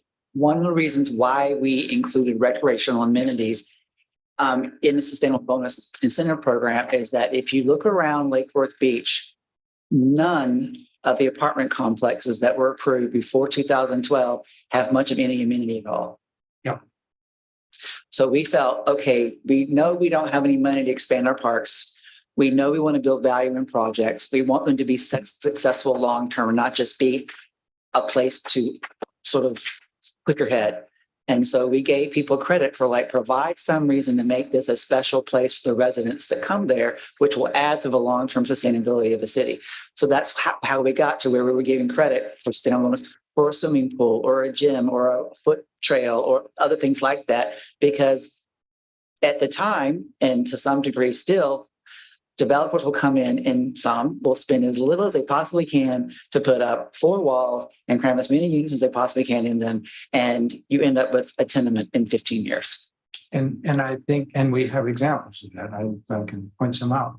I think what we're doing here, a piece that really rang with me, and it's one that Grim and I have talked about because of her experience growing up in Miami, is that projects here, if you're thinking about kids growing up in some of these buildings or developments, it's pretty scary. There's very little, you know, the mid, if you want around the mid, where are you going to, as a kid, you know, dig in this? There's no one. And if you're a kid, get Lot next door. Not necessarily all that easy. I think what we're doing here is trying to, yes, it's going to put a little bit more burden on developers. The more interesting developers are going to say, hey, this is cool. This place, I want to work in this place. This is Even just development, it's staff. I mean, we are so far behind right now in approving projects and getting inspections done. I just think that this is going to inundate staff. Unbelievably. well, staff is proposing, so I think they're conscious of that. And I would weigh on the other side of that is the built environment sticks around for at least 30 years, and you hope for more like 50 or 100 years. And what we put for guidelines now affects 2 or 3 generations out that grow up in the city. And so, yes, I think it's worth leaning into a little bit harder. I'm fine with the balance between what's in the ordinance and what's in the brochure that gives people some guidance.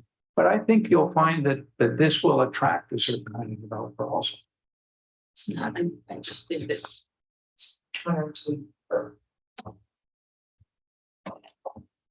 That's it.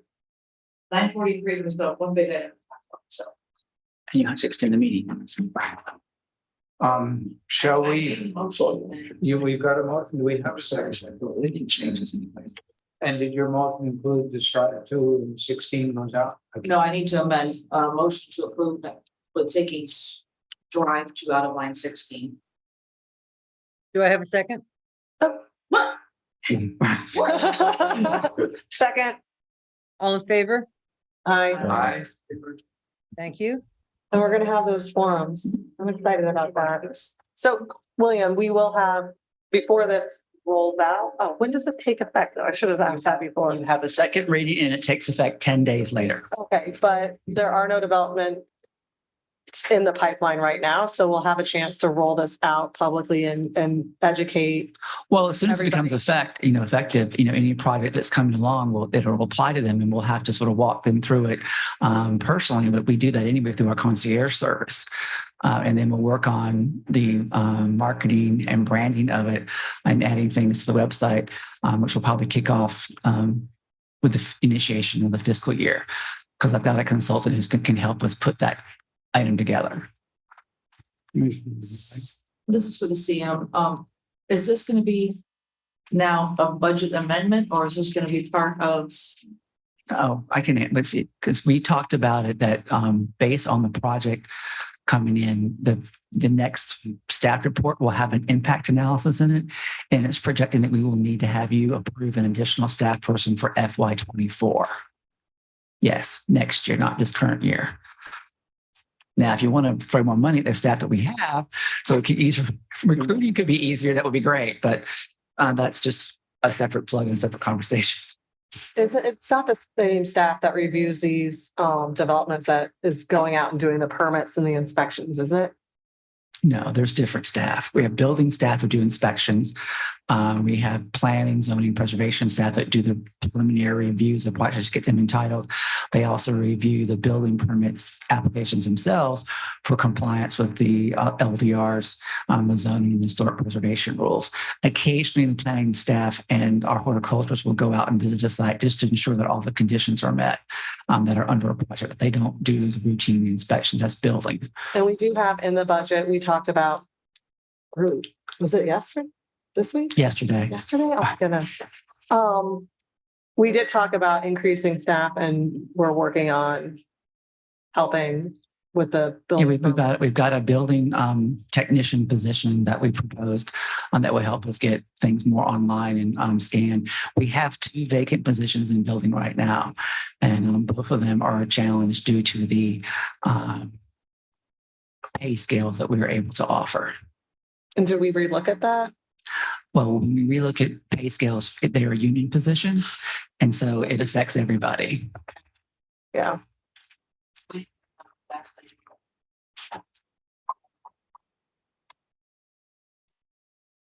Okay.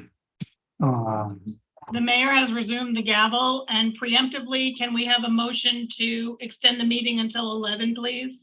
Oh, God. Motion to extend the meeting till not really 11, but We need a motion to extend the meeting till 11, and we don't have to go till 11.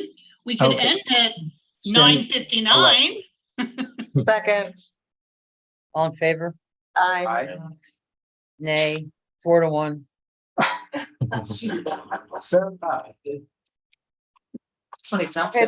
Okay, this last item on the agenda is I don't really know what it is. Is it a presentation? It's not a vote. I don't know if it's a presentation. I'm a little confused about what's going on with this. It was an add-on, which I object to, like I said earlier in the meeting.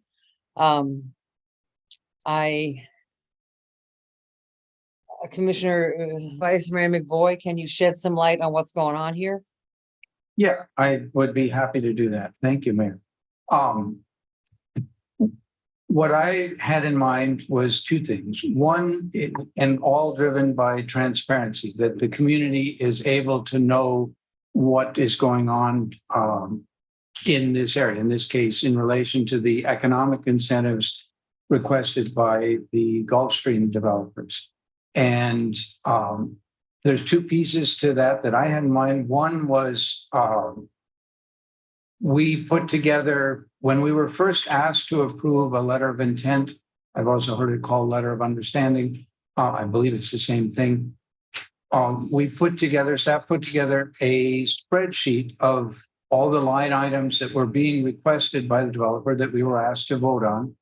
And staff put together a low estimate and a high estimate of the cost to the city over 10 years based on the entitlement application. That I requested back in January, an update on that spreadsheet. Just, is it the same as what we approved about a year ago, or has it changed in any fashion? Because stuff, things can change. I had no idea one way or the other. The original spreadsheet, my recollection of the totals at the time that we voted on it, the high estimate was something on the order of 2 million, maybe as high as 3. I don't remember the numbers, and I don't have those in front of me. And the low was lower than that. When I requested the update and received it eventually in February, the high and low totals had changed a lot. The low was now at 6.6 million and the high at 10.6 million. I found that very alarming that was the staff's estimate of the cost to the city of the entitlements that were being requested. And as we've talked about a lot in our budget meetings and various meetings, we are not a city that has a lot of spare in our tax income, in our ability to fund different things, and we have a lot of real serious needs. And I felt that any discussion of what we're going to do, the community needs to be aware of what those numbers are and with some breakdown, which the spreadsheet does. I then requested again in July, mid-July of this year, again, have there been any updates to that spreadsheet? And it appears that there had. The basic items were similar. Some things have been dropped off. But at that point, it was still at 4.8 million for the low estimate, 8.3 million for the high estimate.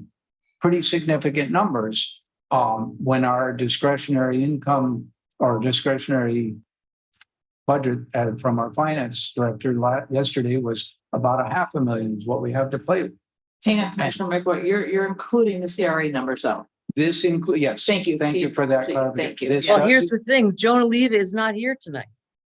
Well, it's just awareness that it does, thank you, Commissioner Malega, that I didn't forget that. This includes both the cities and the CRA's numbers. And so since this is a big deal, we as a commission asked a while back to have a professional negotiator be our representative, sort of the buyer's rep, to communicate with the developer and work out the best deal that would work for the developer and that would work for the city. I think we all felt that was necessary or important or wise because we have a fiscal responsibility as a commission to make sure that whatever funds we either choose not to accept or choose to give to the developer, that we are doing that in the wisest possible way. That is why I asked that the spreadsheets be included in the public record for people to be able to know what they are. There's been a lot of discussion. Beyond that, I don't think we need to say anything about the negotiations other than whatever the city attorney would like to add, which I think should be very minimal, that they're ongoing. We hope to reach a settlement soon. And, I don't think we should get into any content of the negotiation. That's not something that I had any intention of getting into. I see there are comment lights on from Commissioner Stokes and then Commissioner Diaz. Madam Clerk, are there comment cards from the public? Yes, I have approximately 14. Madam, Madam Ms. Chair, I Davis? have a number of comments as well. All right, so I just want to say my understanding of what you were last week. It felt to me like your intention was just getting this information out to the public. And that's it. We're not voting on anything. We're not discussing anything. We're not negotiating it. It's just, we've been sitting on these numbers for over half a year now. The public hasn't. And I do want to say something from my understanding about the CRA is this is not a CRA project. So whenever I would ask, the CRA hasn't discussed this. So I think things are a little out of order than what we normally see. Normally things go to the CRA, they discuss the incentive package, all that gets improved. Then they come through the planning boards and then they come to us for approval. So the incentives and all that stuff's like way out there in the front and everybody knows what's going on. It's been publicly noticed for the CRA board, talked and discussed way early in the process. But because they're looking to the CRA, which is appropriate because they get almost, $2-3 million from property taxes this year to go towards economic and investment. That's their sole purpose. So I think it's totally appropriate to go to the CRA, but it does create this sense of lack of transparency. I've had discussions. I went to the Parrot Cove meeting after we had our one of our workshops here and they were talking about it and there were a few people hanging around still that were misinformed about what was on the table. Oh, it's just $1 million and tax exemption on the historic part. That's it. And so I think we're absolutely charged with putting out accurate information from the city to the public of here's what's on the table that we're working through rather than waiting, 8 days before the agenda is published and we vote on it. I think all the taxpayers and citizens of the city deserve to know what's on the table. But that's my opinion of what tonight was, is just getting that information out, unbiased. Here's the information. We're not discussing, we're not negotiating, we're not. Yeah, and I should perhaps say that's exactly correct. My intention was transparency, that these numbers, we've been given them a long time ago, but they were not put out by the city to the public. And I had felt that was not correct. I felt that for a long time. Commissioner Boyd, yes, they were. They were part of backup twice. These have not been. Yes, they have been. They were part of backup 2 different times. This spreadsheet. Now, the numbers have changed, and as time goes on, the numbers are going to keep changing. The only time that I know that they were out was when we voted on it a year ago. They've been out twice as part of backup. Well, then the public certainly doesn't know about it. In any case, what I was going to say is that I was called while I was in an airboat in the hot sun and somebody said, what do you want to call this item? And I was between sampling and I had to come up with something, and I don't know if it was exactly this or not, but the intent was simply to make this available, not any detailed discussion or vote, certainly not a vote. It's my understanding, though, that as I looked at the backup, that none of those numbers are actually correct at this point. These are the numbers that I was provided by staff. If they're not correct, well, they might be out of date, because in my understanding, I have not been around for a couple of weeks, but I believe that, the negotiations with the city staff and perhaps, I don't know how many times you've met, have been ongoing. So, like I said earlier, I believe in transparency. I'm a little concerned about the fact that this is essentially a private public partnership.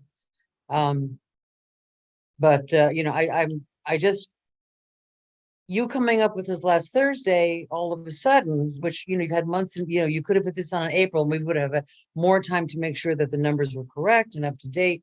So I'm going to let it go. I'm letting go with this. Okay. So, what is your plan I'm just curious, because it's now 10 o'clock and it's late. How do you plan on, what's your proposal, Chris, of going forward from this moment on tonight? my proposal is that we take comment from Commissioner Diaz, who has his life. Yeah. Well- I just want to, it seems like it certainly probably could have been presented a little bit better at that meeting, but it seems like the intention is theirs to make this, I've had many questions about the information that's on these spreadsheets, and especially along the process of how these numbers have changed. And this isn't exactly top secret information. People can do an information request and get this stuff, but not everyone is going to be in that position to make that. So this makes it a little bit easier to point to and be like, it's difficult to explain such a extensive, set of spreadsheets when you're having a face-to-face conversation. This is just makes it a little bit easier to point to, well, here's the answers to your question. So I think that's appreciated. I think it's really important for everyone to know this isn't, like it said, it's not necessarily new information. There is an annotation of when it was last updated at the top of one of the pages, but this isn't new information. We've had it. The developer has had it. Our attorneys have had it. This is just a way of, getting it out there in a more direct and easier to point to manner, as opposed to doing like a FOIA request or something like that. And to answer your question, Mayor, I have if the attorney would like to say anything about the negotiation process, but I would say very limited, because it is ongoing negotiations, and I had no intention to, I would not even, in my opinion, but I defer to the attorney, I would not even talk about whether numbers on this have changed or how they've changed. That's ongoing negotiations. So I don't think that's this is where it started, and July is the second spreadsheet. It's the most recent that's been publicly available or that I've ever seen. Mr. McBoy, would you have any objection at this point then, because again, we are talking, it's negotiations and there's got to be, some transparency, and also it's very delicate what's being talked about. Would you have any objection then with what you just said to sort of turning it over to our attorneys and Mr. Sanders and Mr. Hutchinson and Mr. Stowe? I couldn't hear all of that. No, my question is, would you have, having said that, you just mentioned the attorneys, and I am a little concerned about the delicacy of negotiations. I obviously want to be transparent, but there's a limit to some of the transparency at this point because we still are negotiating. So would you have and so I'm concerned about some of the legal issues about that. Would you have an objection to Glenn and Mr. Sanders and Mr. Hutchinson and Mr. Stower kind of like giving you a review? I just don't know what you're looking for. Is the fact that this is now part of backup and out in the public enough? Yes. That's all this was, I was getting it. Can we have on the public input? Can we just go to the people who are Right, but so who have been waiting patiently till 10 p.m. in the room? I agree with that. I hope everybody in this room now understands that we'll listen to your public input and we're not doing anything after that. Right. The intention of this item was just to get the information out to the public. And now the spreadsheet that you said you've been asking for a while to make available to the public, now it's available to the public. Mission accomplished. And we'll take public comment, but we're not doing anything tonight. Right. Okay. That's okay. So what's the next? Attorneys, what's the next step? We're going to take the public comment. Thank you. Madam Clerk, why don't you start? With all due respect, I think the people in the chamber should go first since they've been waiting. That's a good idea. Thank you. Right, wonderful. First on the list, Ms. Fisher, Peggy Fisher.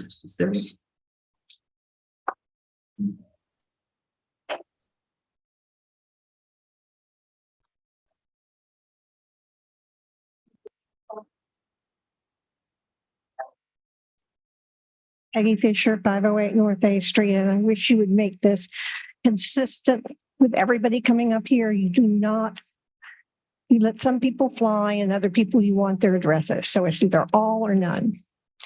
And you let them go. Okay, this information was first put on the public record on May 11th, 2021. It is available online. It is in a presentation. Of the people in this room, the mayor was present, and 3 of the 4 of you were also in that meeting and made comments about that meeting. It was also put in the public later in May at the meeting where you all approved the letter of intent. It was then put in the record at the Gulfstream work session on August 19th, 2021.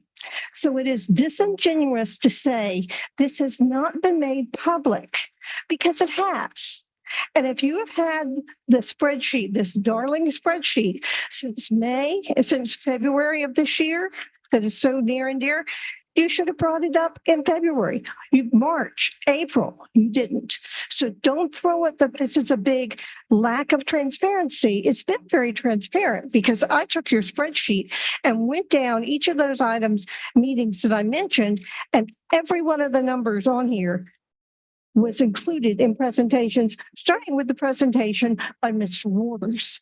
So my point is, let's don't make it a big, we haven't done this for all the other people in the city and imply that it has not been public information.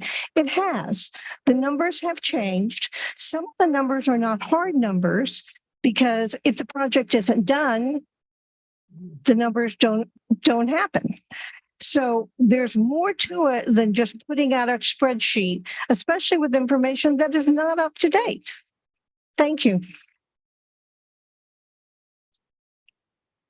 Thank you. Next speaker, Mr. Richter.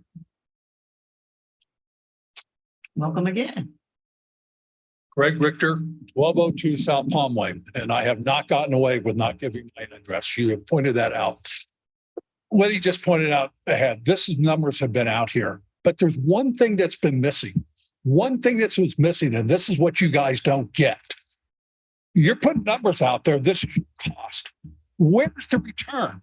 We paid for a consultant to give you a return. That's not your expense. What is the return on this? And that's what's missing. This was a pot stirring attempt here. And the fact that you guys are sitting there up here, and I was very disappointed in you two that you supported him doing this tonight, because the question was, where's the other side of the sheet? You know, someone asked OAC in New York when Amazon pulled out, they said, hey, what do you think? Amazon pulled out. She's great. We saved $3 billion. They lost $24 billion in taxes. So what I want to know when you put a spreadsheet out, I want both sides. I want to know what we're spending and I want to know what we got. And you're paying people to give you that. That's transparency. This tonight was not transparency. And I'm disappointed that we got to this. You know, Commissioner Stokes, you said at the very first meeting up at the casino, you know, we all need to hold ourselves in check on social media and what have you. And I think for the most part, except maybe one or two people, that has been the case. Your issue's been sitting right over there. That's the one that's been stirring things up on social media, not the public. And so that's why I'm pretty upset about this, because it's very simple. This is very simple, basic. You put a spreadsheet out, you put a cost analysis, you put a return on the cost, and you didn't do that. Well, that's my complaint. Thank you. City Manager, Yes. when did we put the report out for the ROI that Mr. Stover did? We did put that out last month, right? That was April, No. May. May. Spreadsheet. It's been out since the end of May, beginning of June. Yeah, I was gonna say, it's only been about 45 or 60 days. Thanks so long. But Mr. is right up there. He can answer that question directly. Yeah, I'd be happy to speak to those last two comments and kind of and address kind of what the return is, and I think maybe speak to the types of city contributions that are being considered. If that's I sounds don't think we can do that. Do we, Mr. Legal? We appreciate it.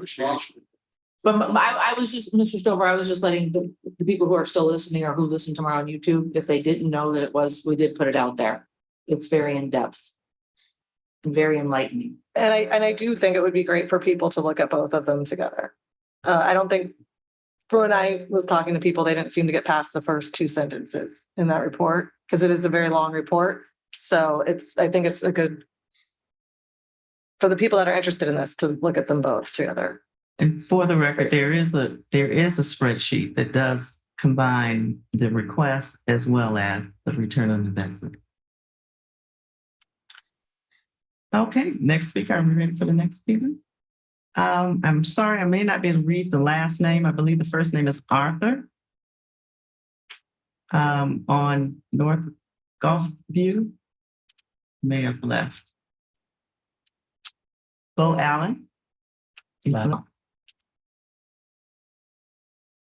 may not be able to read the last name. Janet Serrano. Okay. Didn't bring my glasses. I'm sorry. Okay, Miss Sereno, who resides at 413 North L Street. She says she's for the Gulfstream new business item. I urge the community to move forward without delay or completing all stops necessary to begin the Gulfstream redevelopment. Stop nitpicking and listen to the economic analysis that shows many benefits will accrue to the city with the redevelopment. Don't lose this chance. And the last one is a written statement from Ms. Kara Jennings. I believe she has left, and she says she would like her comment read. It says, "Thank you, Commissioner McBoy, for bringing this issue forward so we have transparency on one of the large public-private developments. Commissions have given inappropriately large amounts of public taxpayer dollars to private developers. Let's not make the same mistake. The Gulfstream is a fine project and is also a large, high-end condo project. Taking taxpayer money from working class families and giving it to a developer to build market rate condos and restore a hotel brings up important questions. One, what guarantee do the residents have that the hotel will hire locally? Negotiations should include a guaranteed percentage of Lake Worth Beach residents being employed by the project. Two, will Lake Worth Beach businesses receive any preference for construction contracts? This is common in developments that receive millions in public funds and should be something that the city requires. Three, with the recent 20% increase in utility rates, do you think it is appropriate to cut wealthy condo dwellers a deal on their rate? Please reconsider any proposal that gives the developer a reduced cost of electric and water or sewer utilities. Outside of a few dozen vocal, adamant supporters, there are many who oppose this type of developer handout. Thank you. That concludes the comments at the chambers.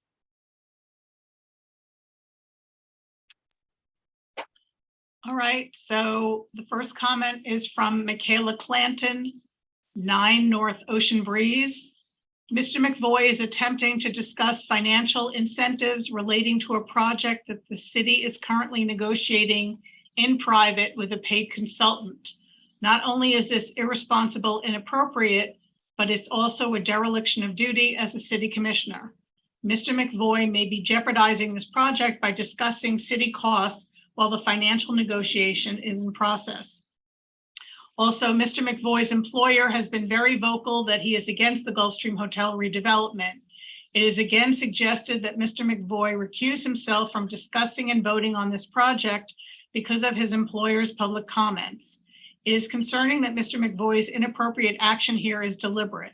If Mr. McVoy cannot act and professionally for the citizens of Lake Worth Beach and in good faith, he should consider resigning. The next comment is from Kathy Casella, 9 Harbor Drive. I'm hoping by the time this card is read that item E has been removed from the agenda. This has already been announced as being addressed at the August 25th meeting. There have already been reports of inappropriate decorum in meetings with the negotiator. I would urge Commissioner McVoy to embrace the Gulfstream Hotel project and help see it to fruition. Instead of belaboring the what ifs, embrace the desires of the vast majority of your constituents. We are guaranteed nothing in this life. If our generals had waited to be 100% sure before defending our country, many of us would not have been born. Thank you. Erin Allen, 208 South Lakeside Drive, apartment 513. This last-minute addition to the agenda is completely inappropriate. Anything regarding the incentive package for the Gulfstream Hotel, overview or otherwise, should be discussed at the duly noted meeting of August 25th, where the Gills and the community are under the understanding that this is the final meeting to discuss this and the city to vote on it. Please do not allow this addition to the agenda. Renee Hoyt, 1702 North J Terrace. This is not professionally sound work as a commission to be undermining discussions already had at a time when the mayor could not be present, and as a surprise to the Gills who have not planned to attend. Please, Mr. McVoy, explain to the audience why you continue to do this and are unable to continue the process as planned, with documentation and inquiries the city has already agreed to include in your knowledge as you proceed with additional questions from your minority constituents. The majority is getting very annoyed by these games and your terrible attitude about this Gulfstream project moving forward, as we'd all like to happen. Deborah Tobias, 902 South Palmway. I am reaching out to request that new business related to the Gulfstream not be added to the 8-2 agenda. I've been in my home here for 22 years and have seen a lot of harmful plays on the part of some commissioners and residents. 1, people were already notified that the Gulfstream item was to be addressed at upcoming August 25th meeting. Adding it on August 2nd creates unnecessary confusion. 2, Gulfstream negotiations are in the works with the Gills and a third-party negotiator. negotiator. Adding this to the agenda before the 8:25 meeting makes no sense. 3, one commissioner added this item without notifying the guilds. This shows extremely bad faith to the developer. 4, putting the agenda with 72-hour notice hurts the entire process by sowing seeds of mistrust with the public. Thank you. Jackie Gardner, 1515 South Palmway. To whom it may concern, it has come to my attention that there is a late agenda addition to the commission meeting set for August 2nd regarding the Gulfstream Hotel. My understanding previous to this was the Gulfstream would be discussed on August 25th. It is confusing and seemingly sly that one commissioner has added this without notifying concerned parties. I ask that this item not be on the August 2nd agenda and continue as planned on the August 25th agenda. Thank you. Adrian Copland, 127 North Palmway. Here we go again. Why would anyone think this meeting would be different from any other meeting, as one sole person on the commission continually attempts to throw a wrench into all things related to the Gulfstream Hotel? Item E is clearly inappropriate and should not be heard. Only the meeting, August 25th, is specific to the incentive package, duly noticed to we the people. Enough is enough already. Amy Ferreter, 30 South J Street. I wrote to the commission to urge you to refrain from adding new business related to the Gulfstream Hotel to tonight's agenda. Adding this item at the last minute is a bad idea for the following reasons. 1, the citizens and the guilds were advised that the Gulfstream item would be addressed at the August 25th meeting. Adding it on August 2nd creates unnecessary confusion and undermines this commission's credibility. 2, Gulfstream negotiations are ongoing with the guilds, and a third-party negotiator is being paid to finalize this agreement. Adding this item to the agenda before the August 25th meeting makes no sense, and again creates unnecessary confusion. 3, Commissioner McVoy added this item at the 11th hour without notifying the guilds. This shows bad faith to the developer and makes the city look very bad to all interested parties. 4, putting this on the agenda with 72-hour notice hurts the entire process by sowing seeds of mistrust with the public. This commission knows how important this project is to the citizens of Lake Worth Beach, and I urge you to be transparent and act in good faith throughout the process. Thank you. Amy Cabsinel, 20 Harvard Drive.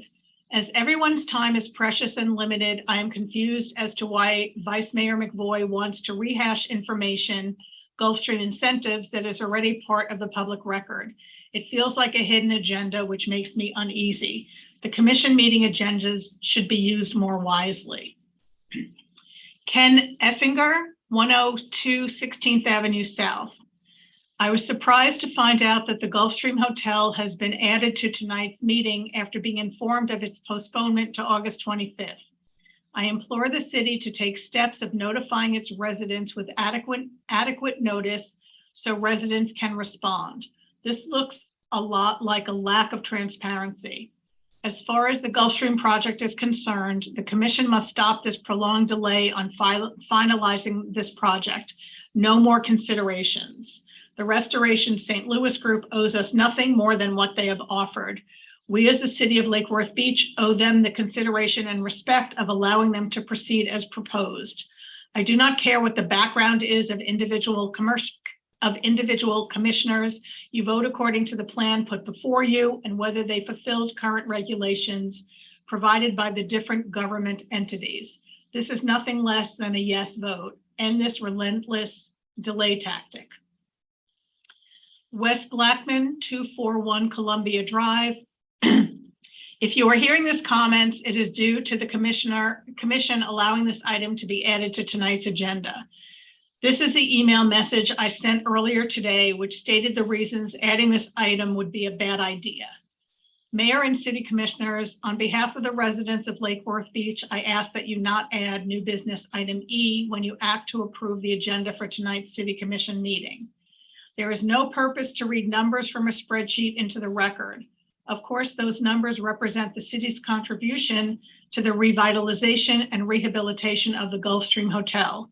As has been stated by me and many other Lake Worth Beach residents and businesses, there is a clear public purpose to going forward with the current redevelopment proposal, complete with all of the necessary financial incentives. Putting the item on the agenda for discussion tonight would confuse the public. Many people are out of town prior to the beginning of the school year. The city recently announced that the meeting to consider the incentive package for the Gulfstream Hotel would be held on August 25th. Negotiations are ongoing with a third party. Please keep working toward a successful resolution for all parties concerned, including the traveling public looking for a lovely historic hotel in which to stay, as well as for the benefit of all Lake Worth Beach residents. Thank you. Excuse me. And the last comment is from Rebecca Schwartz, 531 South M Street. The Gulfstream Hotel project should be approved without any further delay. The Gulfstream Hotel project has been discussed at the was to be discussed at the August 25th meeting, not at tonight's meeting. The mayor has been hospitalized and the Gills are not in town, and from what is understood, not made aware of tonight's meeting with a discussion of the Gulfstream Hotel. This is most irregular. That is the end of the public comments. Thank you very much. Where do we go from here, group? Commission, I'm waiting to hear from you. Motion to adjourn. Do I have a second? Is there a second? Commissioner Stokes seconded. Okay, all in favor? Aye. Bye. Everybody in the audience raise their hand. Let them run for office. All in favor? We I'll all said do- aye, Everybody said aye? including everyone in the audience. Okay, well, thank you very much, Go but did all the, Go rest. all the commission, okay, all the commissioners voted aye. Wednesday.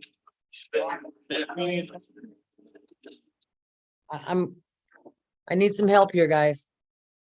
Yes, we all said aye. All right, thank you very much, everyone, for your time tonight. Thank you for your patience. And we will see each other at the next meeting. Now go rest. You see where I am. I probably in some ways have the best seat in the house tonight. And I appreciate everyone's patience. And Mr. Stover, Hutchinson, and Mr. Sanders, thank you very much for your time tonight. Very much appreciated.